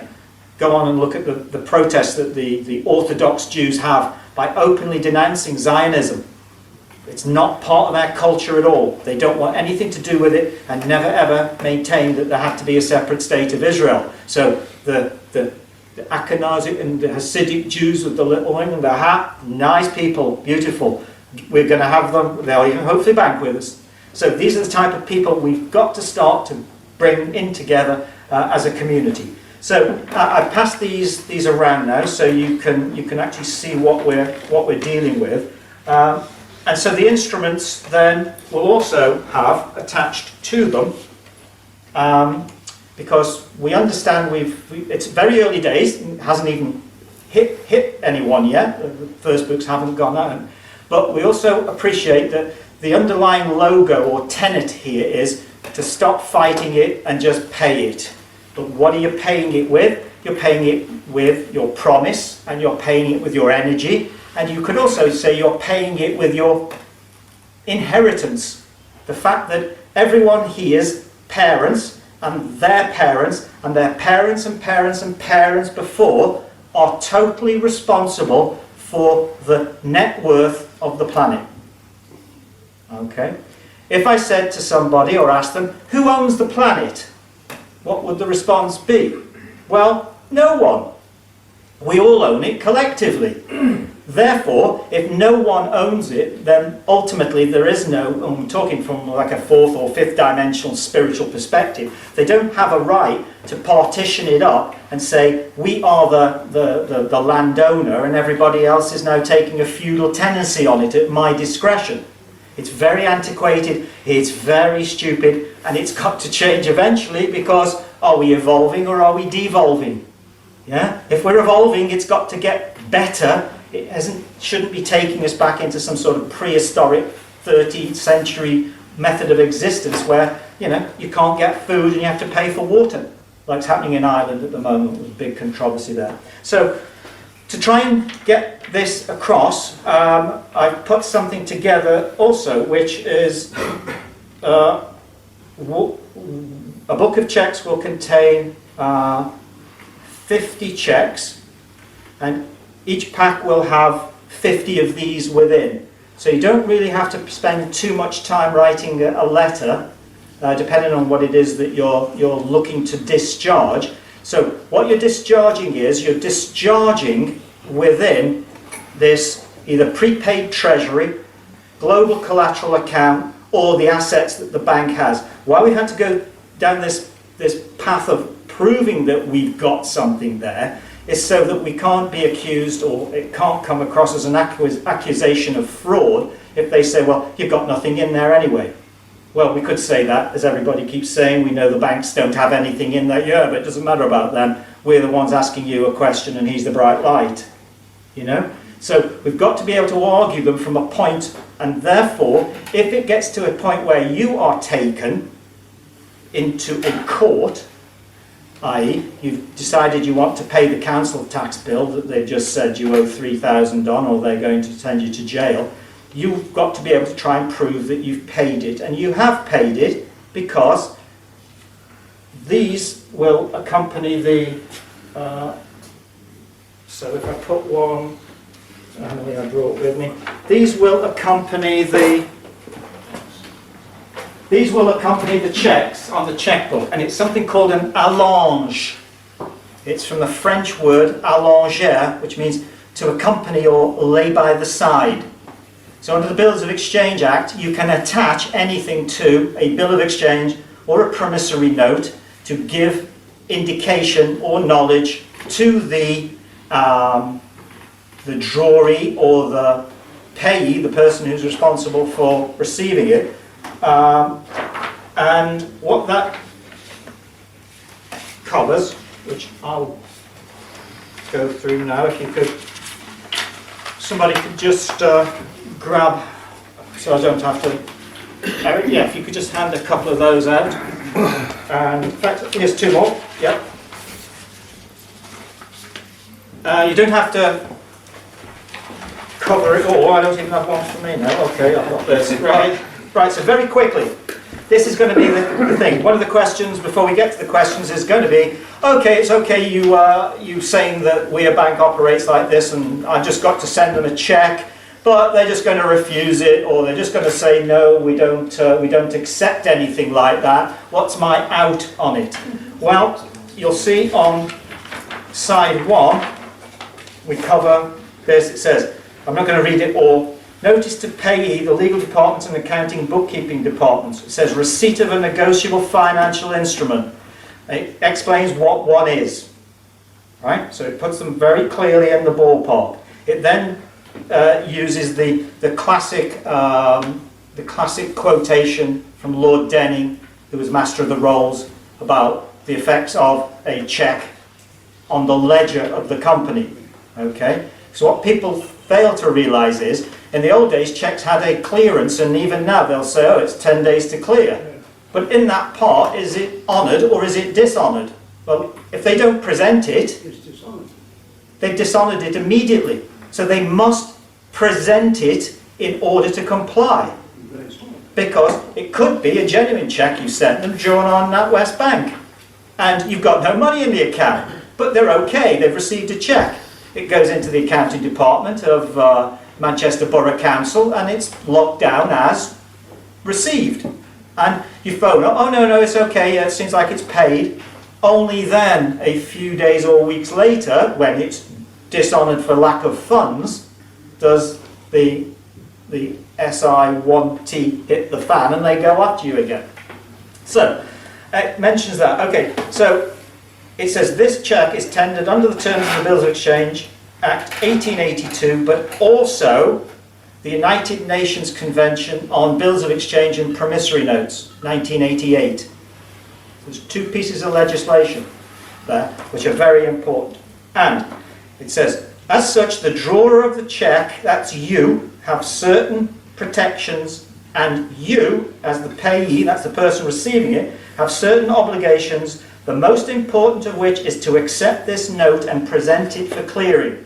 If they don't present it for clearing, they don't know what we've got to send back to them. And as you've probably put a pound sign on, and you're paying, you know, I don't know, Northwest Water, 250 quid for whatever, then who's to say, because you can write a cheque on anything, you know that. You can write it on a piece of paper on the table, you can write it on that hat and send it. So you can write it on anything. You're not obliged to put it on something like this. We're doing this because it's a rollout for this workers' movement or cooperation of people, whether it's Kent Freedom Group, whether it's Get Out of Debt people, whether it's the White Rabbit Trust people, whether it's the people from WeRe Movement who've joined so far, to basically bring everybody together as best we can under. And if this becomes something different in the future, you know, and a different system surpasses it, then we'll jump onto that. But we've got to start somewhere, and the only thing that they understand is an action. So this is why it's important, this is why it's going to go out, and this is why people are coming on by the droves at the moment.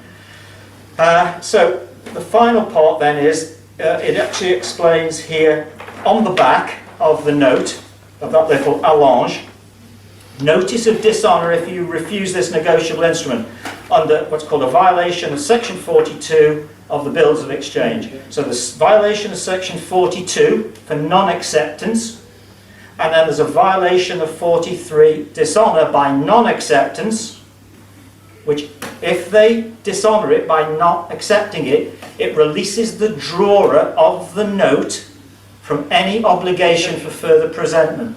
Now they've either got to argue it or not.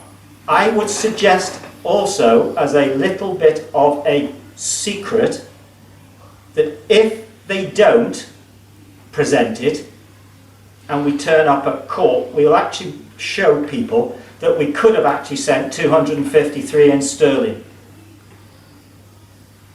We can go both ways. Yeah?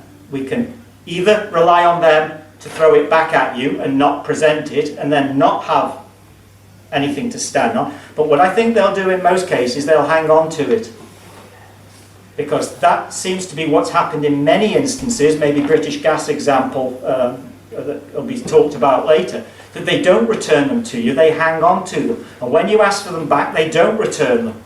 They don't return them because what happens is when that utility bill, that council tax bill comes to you, it's really a cheque they're sending to you. It's a cheque for 400 quid. But what happens if you go to the bank with a cheque for 400 quid and you don't sign it on the back? They won't accept it. Because when you sign it on the back, you turn yourself into what's called a holder in due course. And therefore all the liability now rests on you. It's yours now because you've endorsed a promissory note or a bill of exchange. If they send it back, then that's a rebutment. Yeah, they've dishonoured by non-presentment. You're free and clear. Now, there's always the possibility, we'll take questions at the end, Phil. There's always the possibility that they turn into a Nazi, Gestapo type mentality and deny their own legislation. But what will bring this out is the fact that as you become more aware of it, more educated, by the fact that they can see more people with an identifiable unity about them, they'll not pressure it, you know, they won't force the issue so much.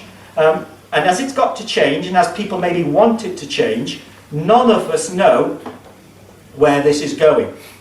And it's a leap of faith for everybody. The downside for you or anyone else that takes the checkbook, there isn't a downside, because in no way can anybody accuse you of, one, dishonouring by not wanting to make the payment, using anything fraudulent, and this is why I decided to set it up, because when you try and present a promissory note or any other instrument to them, as the judge said to one person who asked if they could pay off, I can't force the claimant to accept it. You know, the judge can't make him take it, and if he puts his hand, leave me alone, I don't want to touch it. But with this, it's removing it and putting another entity into the room. It's not you and them against each other, it's take it up with them. So we've immediately presented a triangulation of effort. So it's us now that have got to make good, and we've got to prove them, and if not, they're going to be coming after me, you know? So that's the beauty of it.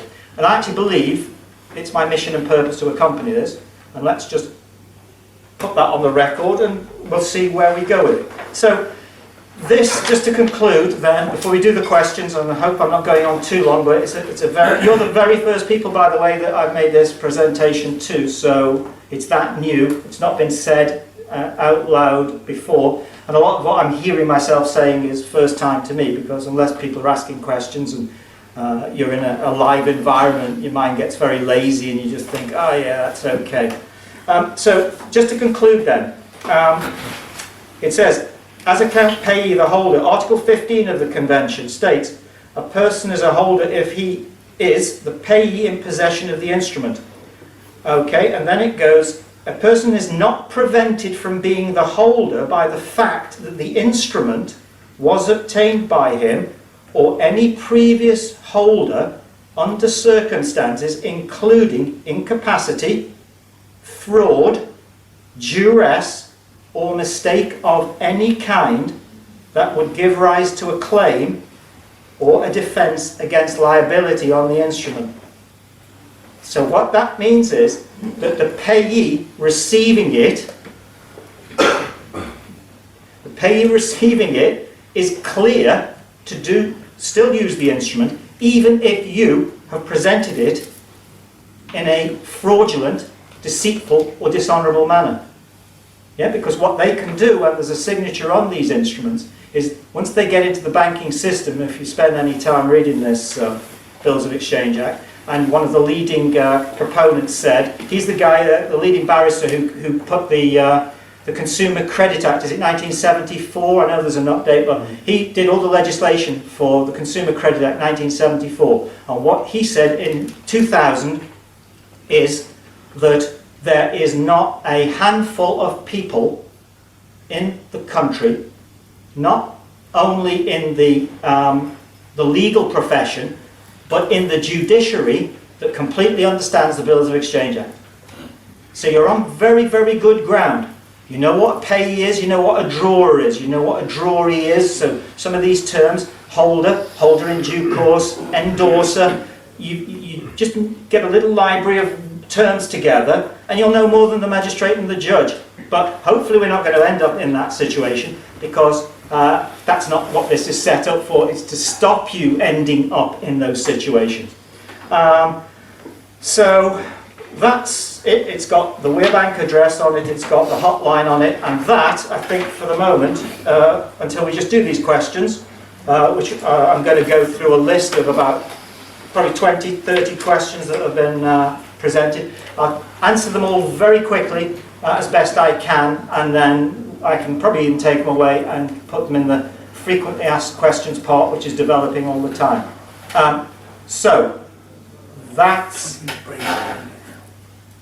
So we'll do the questions after the break. So we're taking a break now. Thank you very much. Don't forget to subscribe.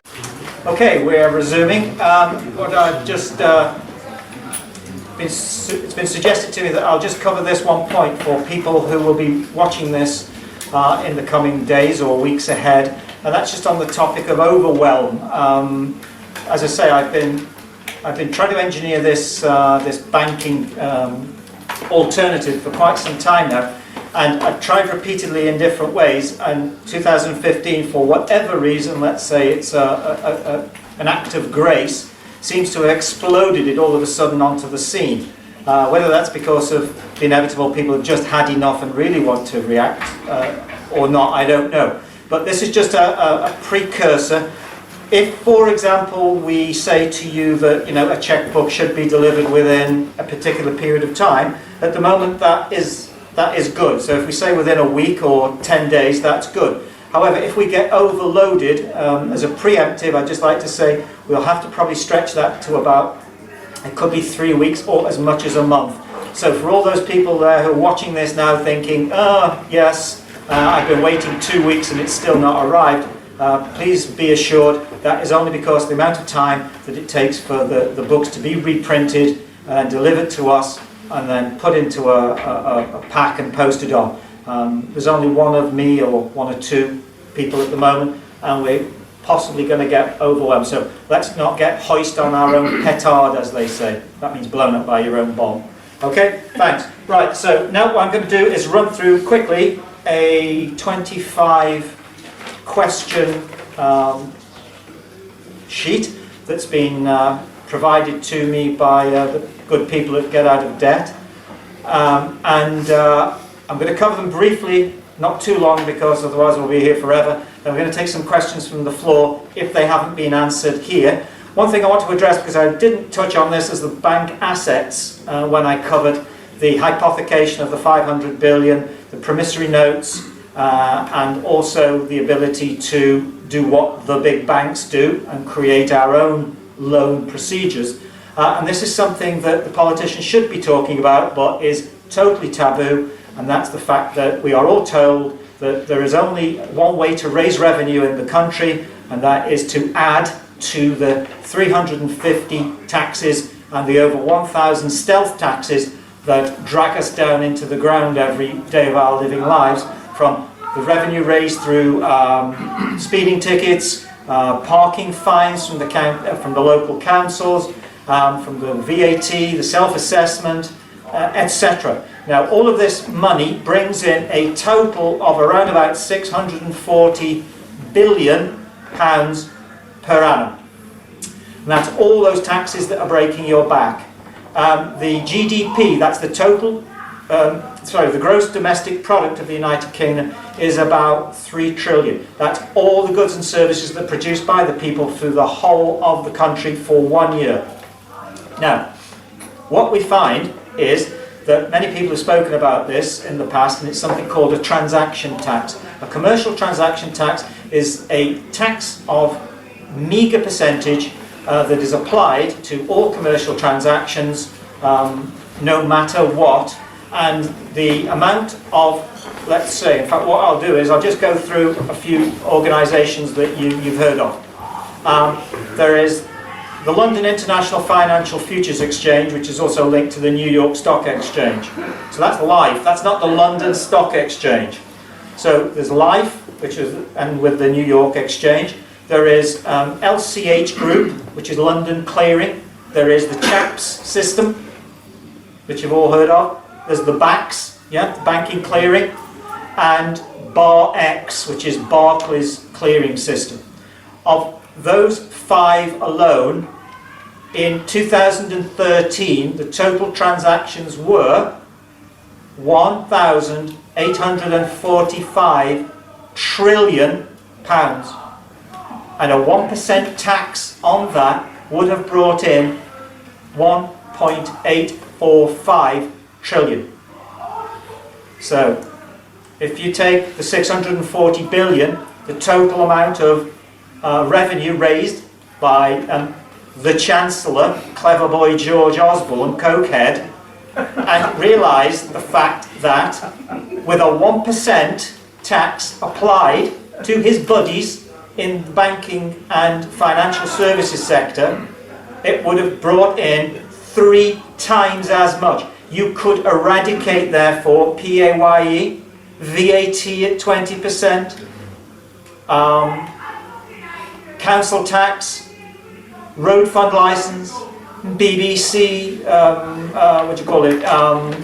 licence fee, all the parking across the country, the speed cameras could go. All of that would give you a liberation and a freedom the likes of which you would probably fall down on the ground by release of having the burden taken off your back.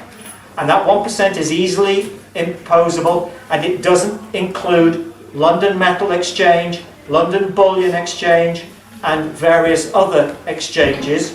And it always runs at about the same fraction or percentage right the way throughout Europe. And so this is something that, it sounds a little bit crazy, but sometimes crazy works. What I have done is I've made a declaration that as part of a people's bank or political movement within WeRe movement, I've hypothecated that amount, 1% now, on all those commercial transactions and welded it to the bank through WeRe movement, which is the political or anti-political arm of the organised collective, so that what we can do is we can actually say to anyone that's coming along who say, but how would you fix the health service? How would you fix the roads? How would you improve this? How would you improve that? Well, we would immediately cut down this thing called international stock market capital. Yeah? Google in 2014 only paid 2.4% tax in France. Yeah? Corporation tax in France is about 34.4%. They don't pay it because they engineer their ways out of it. All the big corporate entities within the United Kingdom are just leeching the money into what's called Treasure Island depositories in places like Isle of Man, the Cayman Islands, the Bahamas, Panama, and sucking it out. So when people say there's no alternative to raising VAT, or there's no alternative, and you have these guys going, yes, but we would do this. But if you cut that, then what about the nurses? Or what about education? If you cut from here, you've got to give there, and it's not going to work. A 1% transaction tax, which has been discussed time and time again, which never gets brought up or allows its head to be reared in meaningful debate, would sort it all out. There's a very good video on YouTube by Bill Nighy, and he actually covers the topic of the transaction tax. As little as 0.5% would go, but to be quite honest, 1% doesn't really matter either way.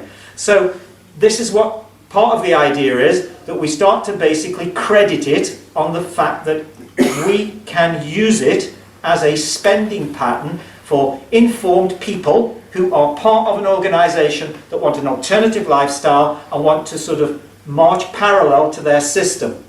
They've got all that profit and all that transactions that are going through. What we're basically saying is, with that 1%, we can make it work, and that's added to that. So, right, let's go through now some of these questions quickly. First one from Woody65. How realistic would it be to use the cheques to buy a property, land, or perhaps a vehicle or mobile home? At the moment, we're trying to make it public facing. So what we're trying to use it as, and this is the beauty of it, is it's a defensive mechanism.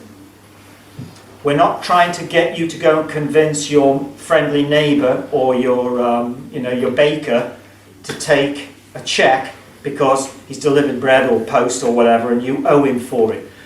There's no reason that that can't come, because that's what the alternative unit of currency, the WeRe, is for. So that people start to trade with that, because as soon as they start to do that, it releases not only you, but it releases the other side, the retailer or vendor, immediately from any public taxation liability.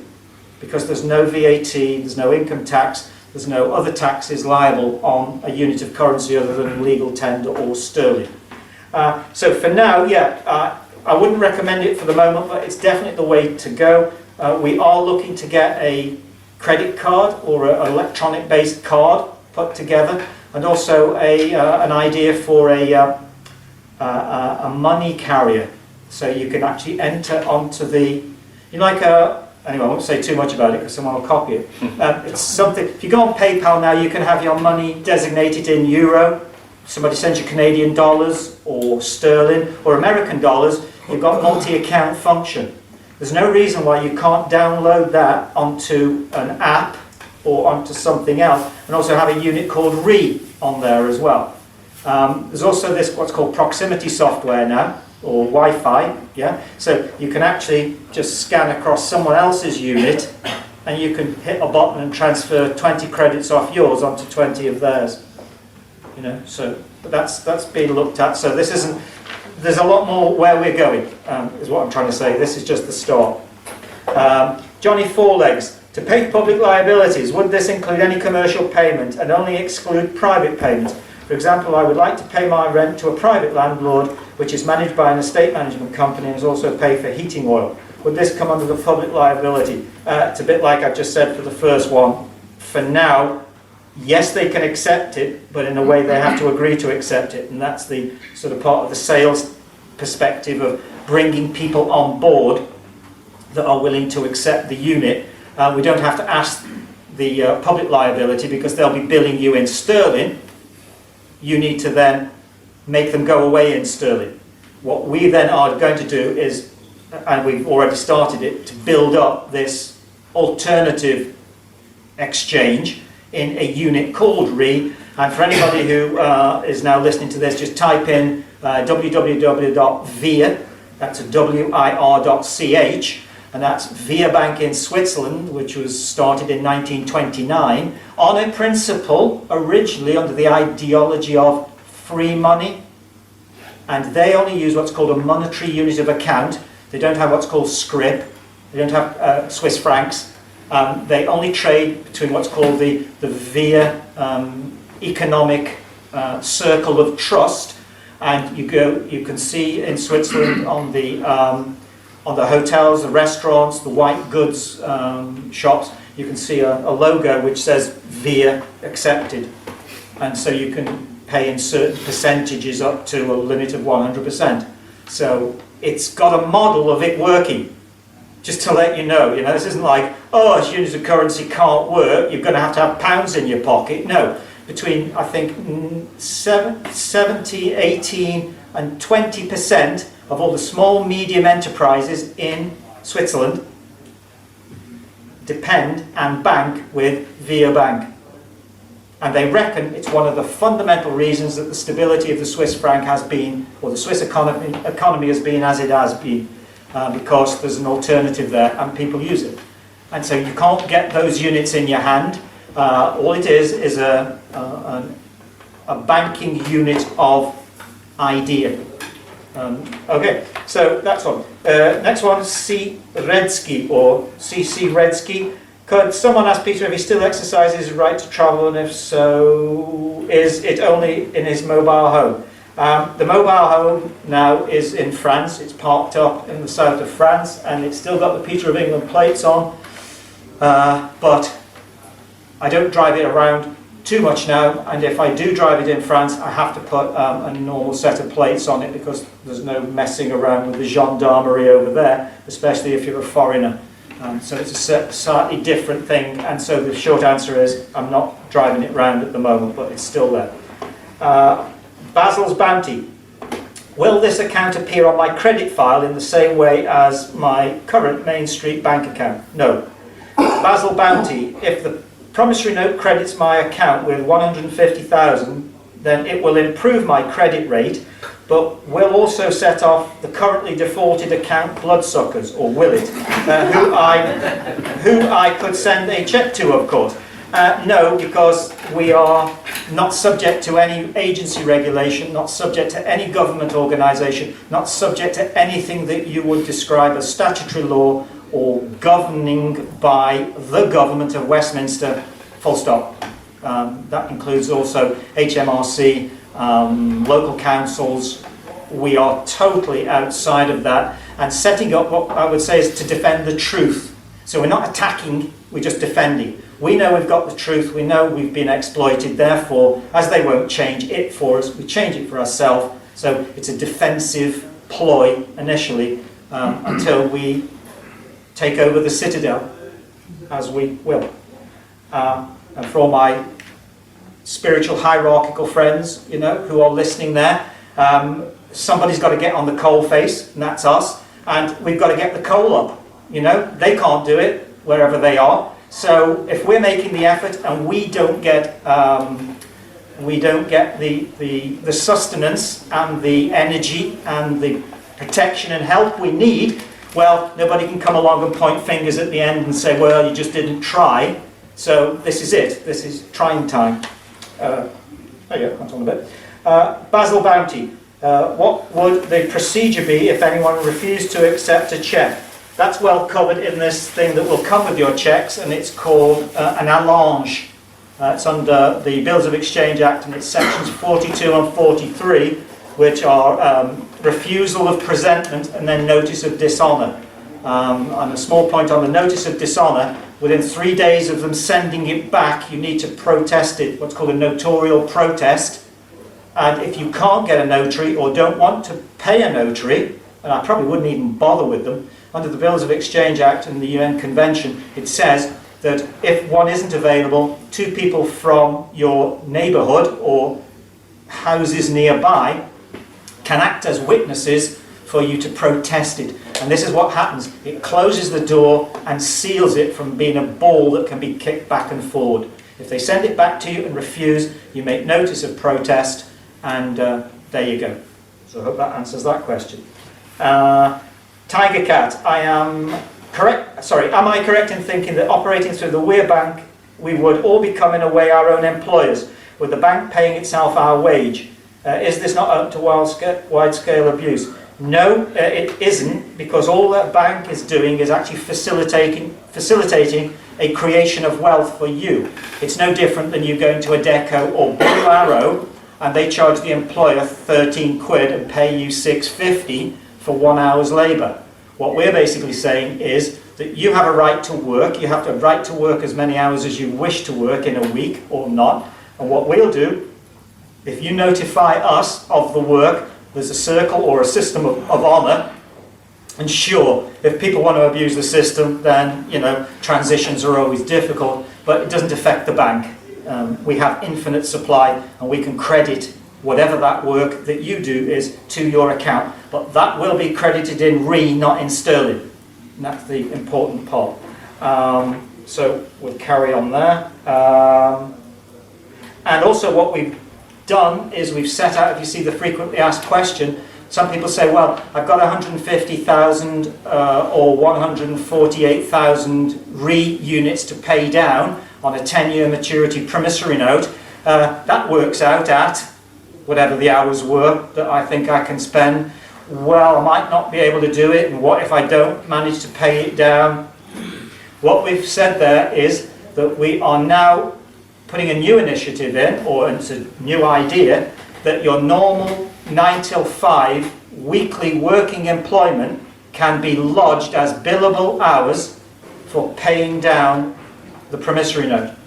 And that's based on the predicament that if you're being paid £7 or £8 an hour, you should actually be paying a lot more, and we value your time activity that's being stripped away from being able to help and support and change community. So for the compensation and reward for you subjecting yourself to this ongoing slavery, we'll allow you to twin that stream onto us.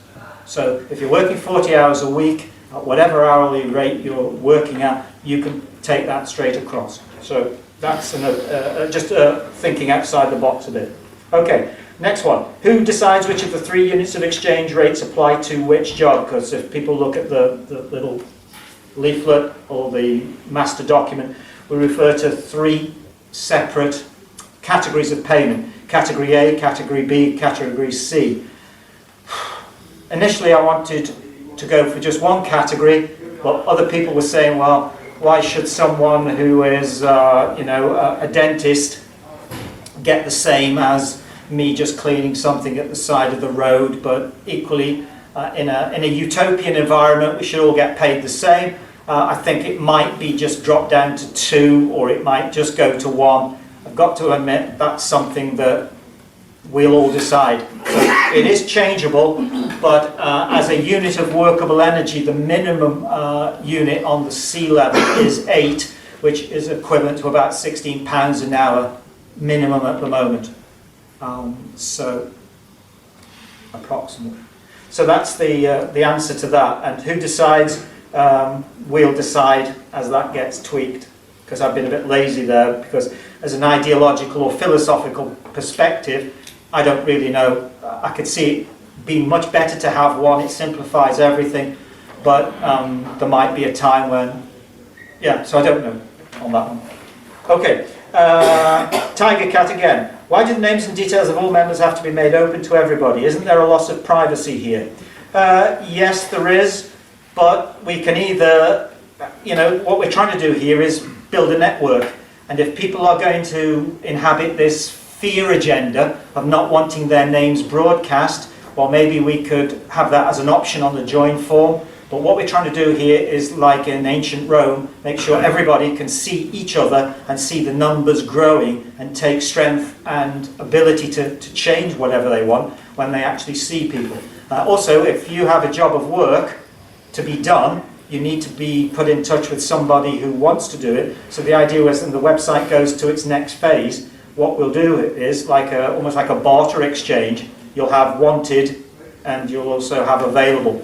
So people can maybe mix and match, and there's an electrician who needs some work and you want your electrics doing, there you go, or vice versa, or however. So that's the idea behind that.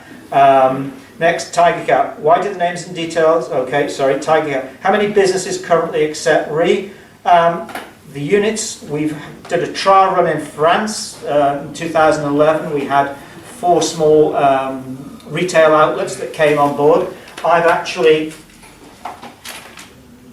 put together a little. This was the original book whereby we went from we went to the old paper-based system. And if we go locally, we can probably keep it to a paper base, because we want to be labour intensive. We don't want to be totally dependent on systems being taken down and ruined by a computer. So this is like a book in triplicate here. And what happens is, when you do your work, it gets signed by the person you've done it for to say they're happy with what you did. That then has 3 copies: a red, a green, and a blue. 1 copy you have. 1 copy the individual you've done the work for has, and then that 3rd copy gets sent by the person you did the work for into the bank, and then it gets credited. So that was the credit system, and it's very similar to how money was accounted for in the old days. And then what you simultaneously have to keep is a bit like, some people might remember the old TSB red sort of canvas book. You have a little book like this, and you can see inside here, for example, on the 24th of November 2011, I did 5 hours work, and I got so many units credited, and then I did 3 on the 28th, and I did some on the 27th. And so what I did is, for everybody I did that bit of work for, gardening and things like that, I got them to sign the book. They didn't pay me, this was one that was done in France, they didn't pay me any euros at all. And so arguably you would say, with their signature there, with the statement, as long as it's true, that I did work, who is to come along and say that 20 hours of work that I did, doing this, that and the other, does have no monetary value? It does. It's just like you going to an agency for a week, working 40 hours, and at the end they say, sorry, it's not worth anything. Well, what do you mean? You know, I've just spent... And that's all we have. Our energy is the money, and the unit of time, which is the defining aspect of the WeRe unit, and just so people want to know what's it defined as, it's 1/8766th of a mean solar tropical year, which is defined as 1 hour. And a mean solar tropical year is the time perceivably it takes for the sun to make the Earth to make one revolution of the sun between Tropic of Cancer and Capricorn. So you're on a unit of time. And everybody on the planet has got a finite supply of it. You've only got the number you've got. You can't double it, and this is why it's a protected currency. And it's very important to understand that. Because if I'm saying to you, how much credit or debt can you run up? Well, how much can you pay off? I can't give you one which says you've got to live to 120 years because you can't pay it down. But it's good for everyone, because all human beings, within reason, have a life expectancy, which according to the UN is about 70.2 years. So what we've also done is extrapolated 70.2 years, times it by days, times it by hours, times it by 7 billion, and hypothecated into the quadrillions monetary units of account, which are all there, available as the time that the human global population has as an energy mass now. I think that's quite good. Anyway, I thought so, but some of it may be a little bit far out for now.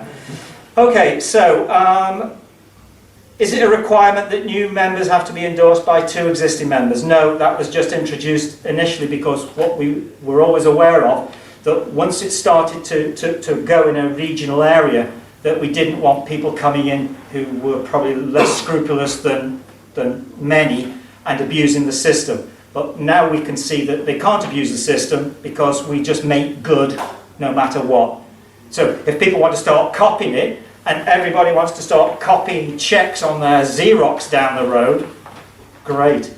I mean, you know, because what that's going to do, it's a bit like V for Vendetta, when all those masks turn up by whatever, you know, everybody in the country, in the end, turns up at the Houses of Parliament on the 5th of November with the mask on, and it's just... So I hope that doesn't go that way, because we want to maintain some type of, you know, development on it. But ultimately, you know... Oh, and all the checks are numbered, by the way, so we know who has every book. At the moment, there's no account number on, because it would just be too costly, because they'd have to do 50 run of one number, then another 50 run of another, etc. So, there you go. Okay, where is WeRe Bank's central clearinghouse that one needs to go to in order to get the units credited to one's account? Isn't this a timely and potentially cost way of getting paid? Tiger Cat again. At the moment, it's just really sort of where I'm hanging out in Stoke-on-Trent. There's 1 or 2 other people, one in Birmingham and maybe here already, that's looking to set up region units. But the idea is, and there's this guy called Stuart in Scotland who's also want to set one. So the idea is these are local. This isn't central bank control. This is regional control, local, with a central oversight. And the oversight is only like just saying how we think it should go, you know. And if we get it right at the beginning, as I've just discussed in the break, it should continue right through. It's always the conception and the birth that's important, because a lot of people set things up with an idea for making money and bettering themselves. I haven't set it up for that at all. And so, just like a crystal can't grow any other shape, as we've got the form right at the very beginning, it should grow and be, it can't, as they say, you can't get magpies from crows. It's going to be what its parentage is. Would a bank account, could a bank account be applied for by or in the name of a private trust, assuming the beneficial interest of the straw man has been conveyed into that trust? Yes, most certainly. We encourage that. Or that. That was from Straub 3. This is from Sally Nay, N-A-E. Does this bank have any foundational documentation, a paper trail if you will, and an executive running it? Who are they? Well, there's just me, and there's no executive, there's no articles of association, there's no memorandum, there's no doctrine of incorporation. There's just something that you'll find on the website. I think it's what's called the WeRe Movement Manifesto, which is just an overview of a free man's declaration of what we want to achieve, and that we all have the right to self-determination and not to be crushed under the weight of statutory legislation by delegated parliamentary jackasses and idiots, and that want us all to go off and fight in wars that we don't even want and we didn't even start. So in a nutshell, that's the basis of that. We have a paper trail only from the point of view of the assets that we say we lay claim to. So, Sally Nay again. Who owns the bank? I ask this because I use Facebook as an example. It is a wonderful creation which was then sold and has become a tool for the selling of information. Again, there isn't an owner, there's just people. And as you can imagine, from the community-based environment in which it operates in, if one is set up in Birmingham, if one is set up in Stoke-on-Trent, if one is set up in Exeter, Bristol, and in all the regions, how can it be? It can't be controlled centrally unless it's in some form of, therefore, we employ. So anybody working in these local, regional centres will get paid, and they will get paid in units called WeRe, and it's labour intensive, and we need people to work in them. So we don't need fewer, we need lots, because time is worth money, and the only thing that is money is the goods and service. So if you're paying for goods and services, then if you see the nature of money, we can produce that. Just as a quick point there, when I went down to see the People's Voice just before it closed, after only 3 months of running, I was going to make a suggestion to David Icke, because he had so many people working there as volunteers. The idea was, why let them just work as volunteers? Why not actually pay them in some unit of currency? But we didn't get round to it because it closed very quickly thereafter. Sally Nay again. Accepting that one's legal name is used in certain sectors as a mechanism for double bubble and appears to be a mechanism for the Crown control via registration, will WeRe be adopting a more anonymous approach where, like a Swiss bank, for example, all checkbooks and information will merely contain an account number? Yes. We want it very minimalist. All we need is who the person is, how we get in touch with him, and that's it. There's no accounting, and there's no declaration to any alternate authorities like the previous question. So, Sally Nay again. Is there a founding charter for this bank which can be read? Yeah, really, it's the first page on the landing page on the website, which just says that the function is a directive to free the people from this debilitating mind control, financial slavery that's been imposed upon them with ruthless and efficient, tyrannous dictatorship principles. So that's what we want. We've got to change the system and start living again. Sally Nay again. Clearly it's in an embryonic stage. There is a degree of control in relation to printing and managing. However, are there plans in place for a potential of are plans in place for a potential for huge take-up? Yes, sort of, but it's sort of caught me a little bit cold on this one. There is a mention of local recruitment, but given the charging for checkbooks, accounts, etc., is there not a real risk of this being identified as a pyramid scheme? Please understand, I mean, no disrespect, etc. Well, it can't be a pyramid scheme because the nature of a pyramid scheme is really like a Ponzi scheme, that there's actually no real assets within. And so if actually you're taking delivery of something for something, You might as well say, you know, as the Bank of England's a Ponzi scheme of notes there. So, yeah, there is always a risk, and you can always call anything a pyramid scheme, but it isn't. Sally again, naturally there are going to be costs in setting up something like this. However, is there any form of guarantee that having paid for a checkbook and an account, they will be accepted to set off, so paying bills? In law land, the legal world, the legislation is there to achieve this, but they are prone to changing legislation at will. In a society where bailiffs are becoming even richer, does WeRe Bank have any sort of system in place to protect the property of those who rely on their WeRe Bank account to relinquish their debts? That's part of the WeRe movement, that's part of getting badges, streetwear, caps and all the rest of it, which will come out of the funding of this, i.e. people who join. And this is what we've decided to do, or I've decided to do this time. People before were asking for advice from Freeman Legal Services, and so I was doing that on a piecemeal basis. But what we need now is to bring people on board, and the idea is to also, as the organisation grows, it puts back into people's minds the fact that the wealth of the country is a bit like it was in the 60s, 70s and 80s until the unions were broke by the Thatcher regime, and broken for a very important point. Because the only thing that the working man, the person who generates the power on the planet, ever had was his time and his labour. And if he wanted more money, he protested. But once that ability to protest had been taken away from him, if he wanted any more money, what did he do? He went to the banks to get credit on credit cards. And what the Knights Templar motto of the 8th century, 9th century was, always wrap your enemy in one of three things: debt, litigation, or a shroud. And that's what they do to everyone. They litigate you, and a shroud is just the wrap that they bury the body in.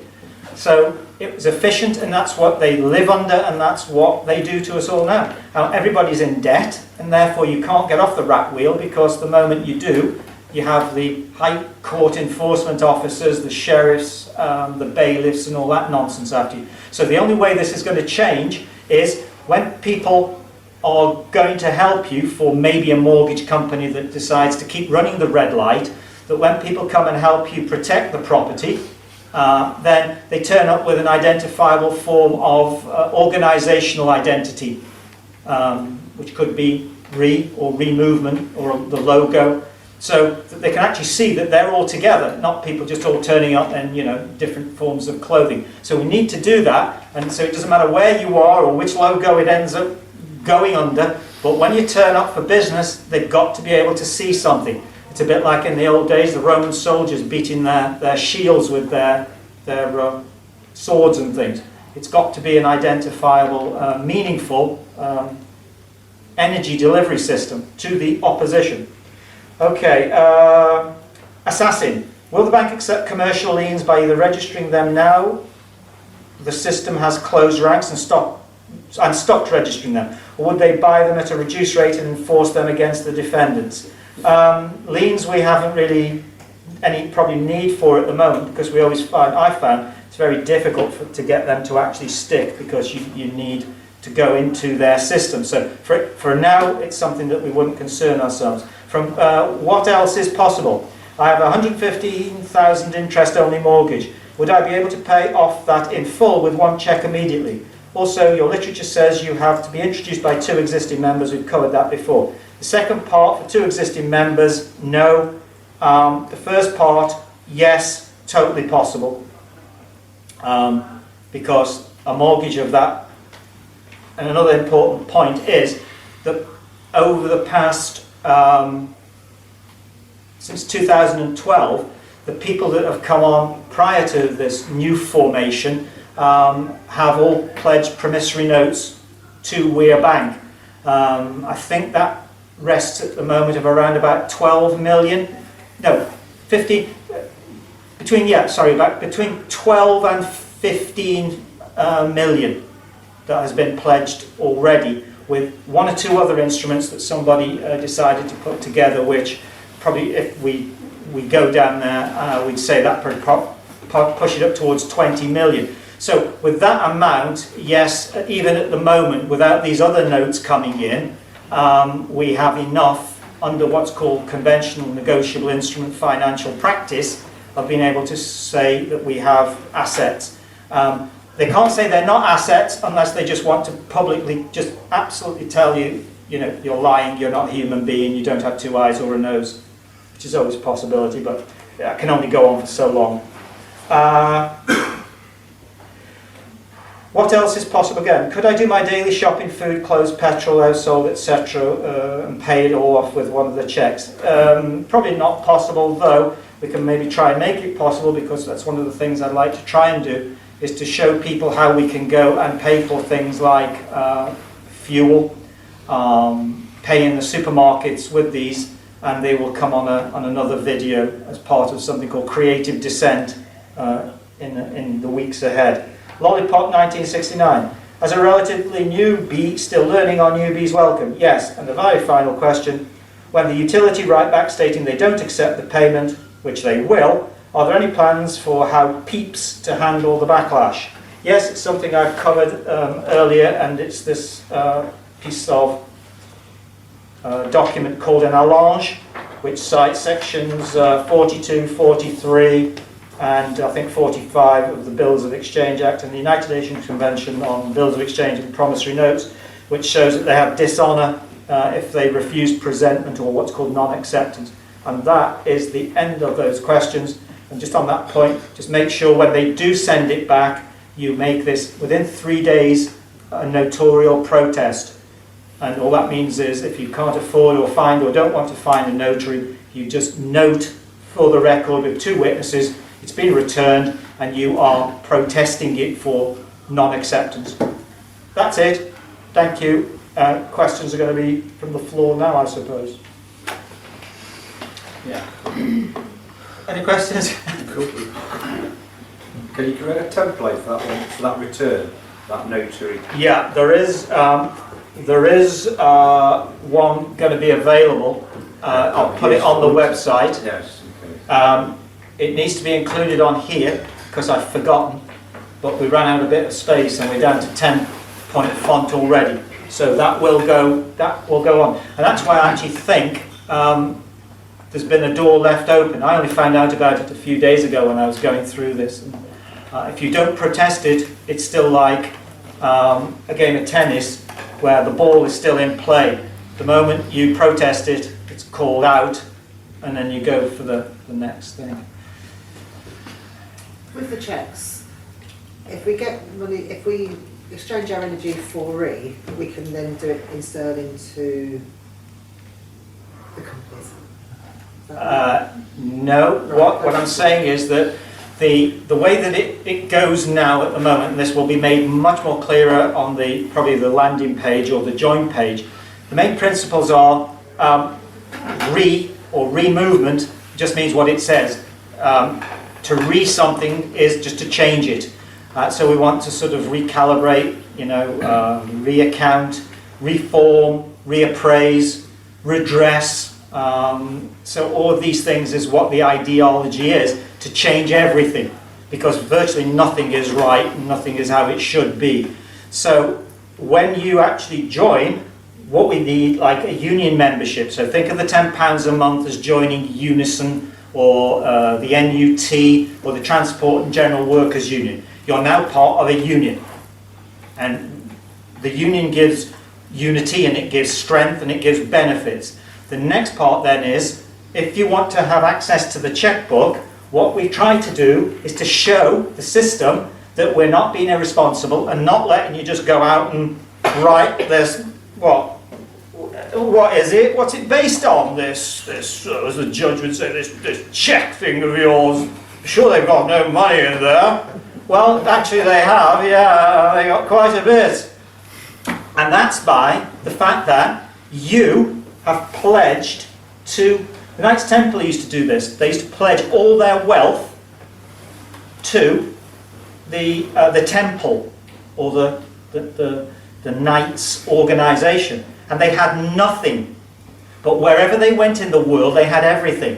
They'd always get housed, they'd always get fed, they'd always get provided for, they'd always get horses, they'd always be looked after, because they were itinerant. So they renounced their possessions in one location to own the world. So the judge isn't going to have to say to you, well, what do you mean? You've put a promissory note in? No, the bank has got, whatever you want to say. It's got millions on account with financial instruments. And what are these exact, this is the type of thing they come out with. So you don't have to say that it's yours and you can draw down to the 150.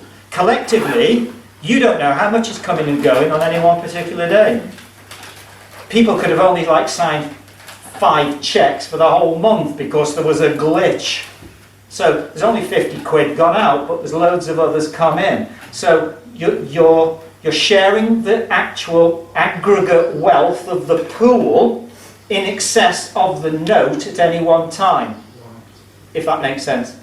See what I mean? And you don't therefore, you can then, with the cheque, as a defence on the public side, only go up to probably, I think at the moment, to that limit, that 150 on the public liability, which depends on the rate at which you can pay down. But we've also had to put that in, because somebody's going to say, well, how's he going to pay it off? We've got to show, just like at the bank, we're responsible. So we're not just making it up as we go along, it's being paid down.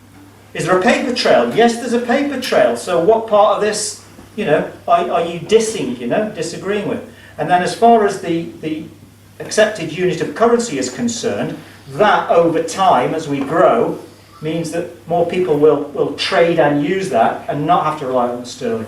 But we can't do it from day one because it's just, people don't understand, it's a bit of a leap from day one. But as for an accounting procedure, it gets you to where you're going. Because what's to stop you saying to them, right, I'll pay you in WeRe. It's a monetary unit of currency as agreed within the group. Now the only problem is, could you say, have they agreed to it? And they might say no, but what do we care?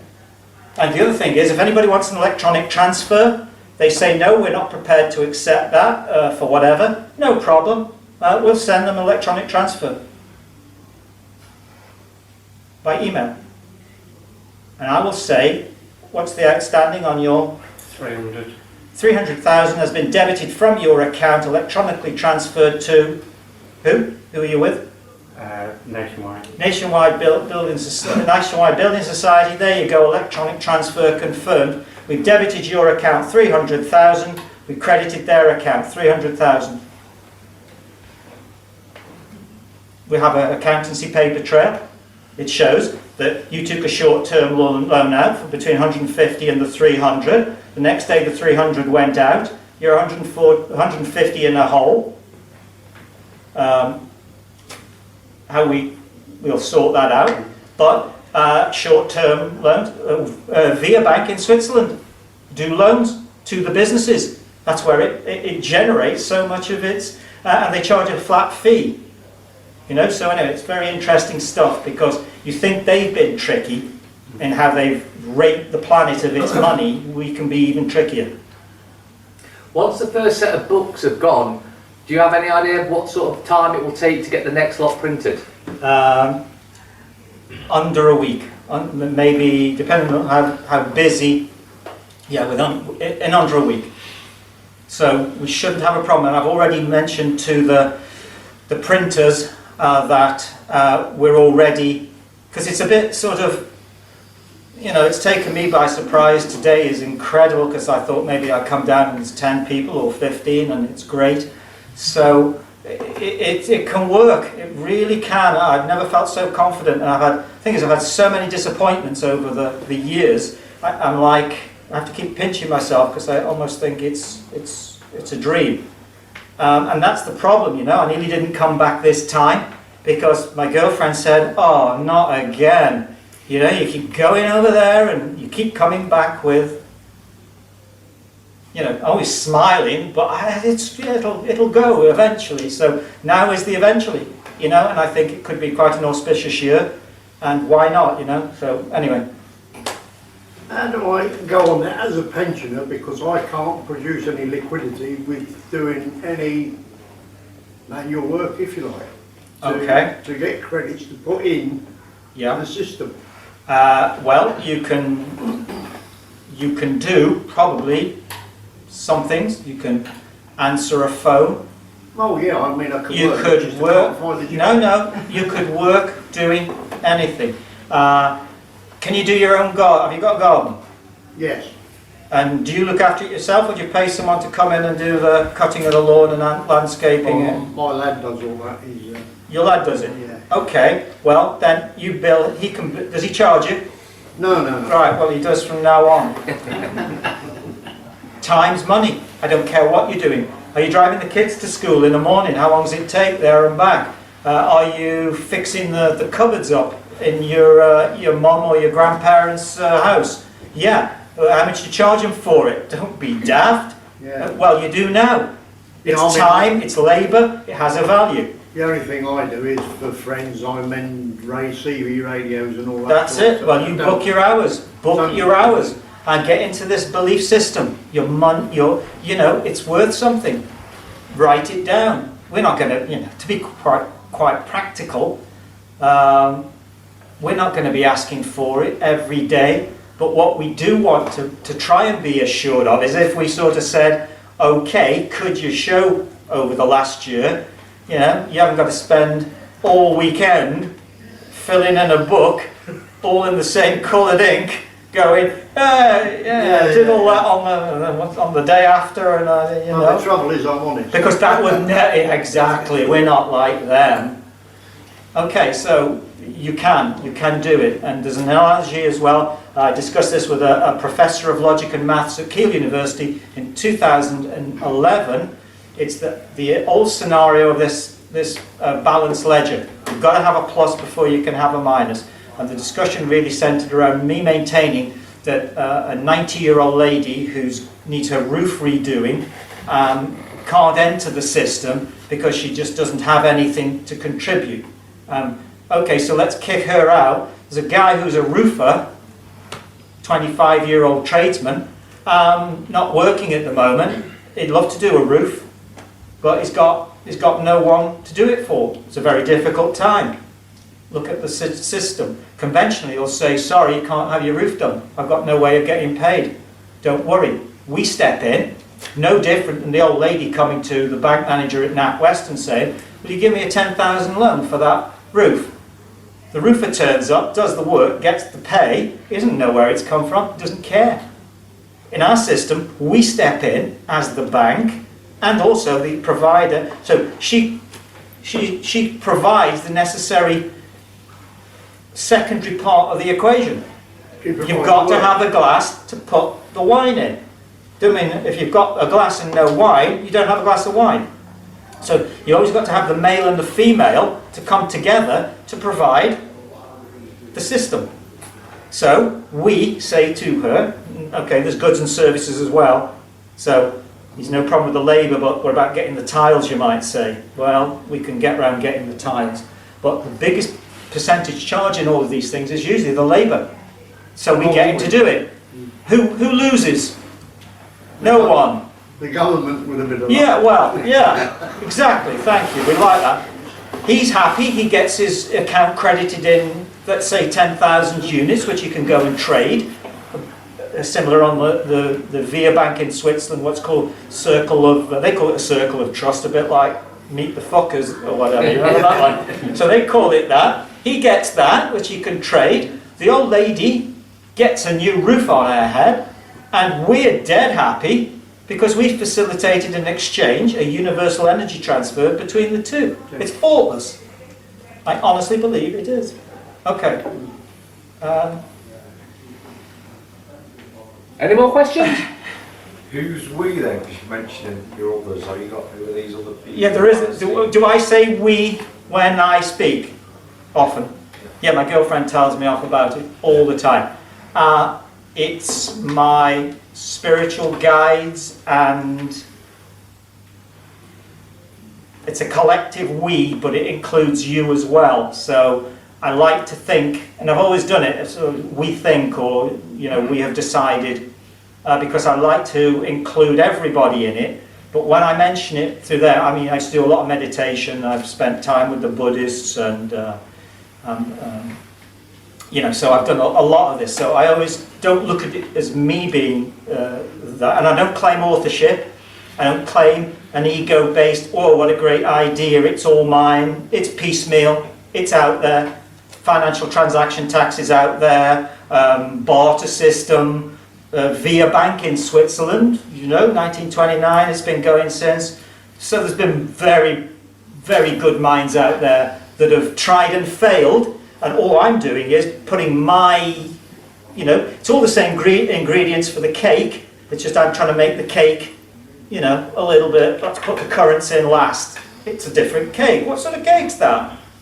It's a currant cake. There's no currants in the rest of the cake, it's all on the top. So it's that's it. So that's what I mean when I refer to we. It's all of us, and that's the way I hope it will go.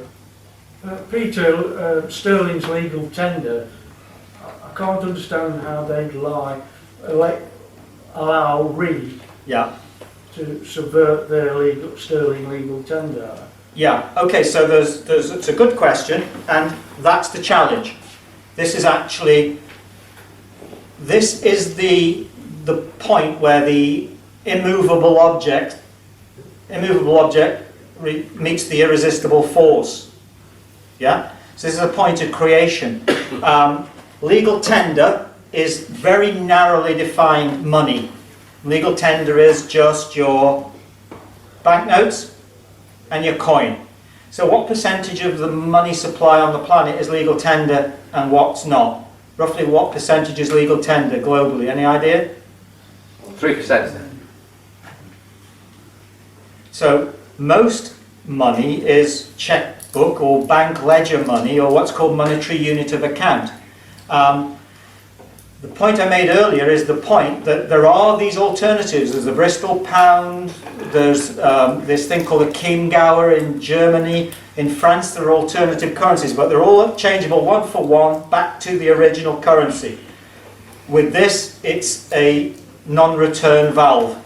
Yeah, but how would they allow you to pay the public side, say council tax? They'll say you know what sods are, they'll probably say we just want it in sterling, not in anything That's else. like saying you can pay in ice cream. Okay, so you turn up with the ice cream, put it on the desk, and they go, oh, no, only strawberry. We don't take vanilla. We don't take choc chip. So if you actually look at the definition of what money is, it doesn't say.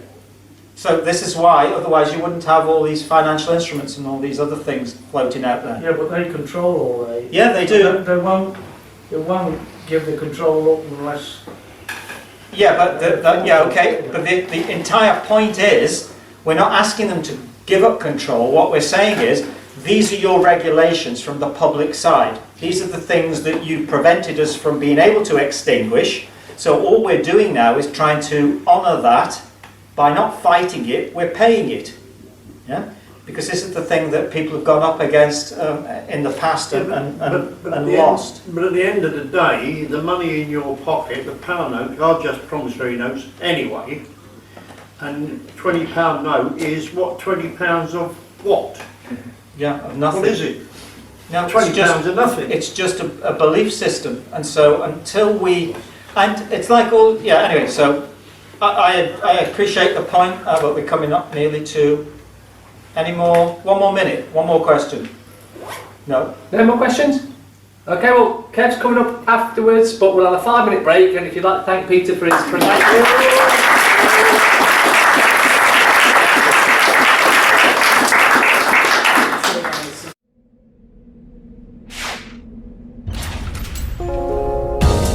Debt Free TV, in association with GetOutOfDebtFree.org.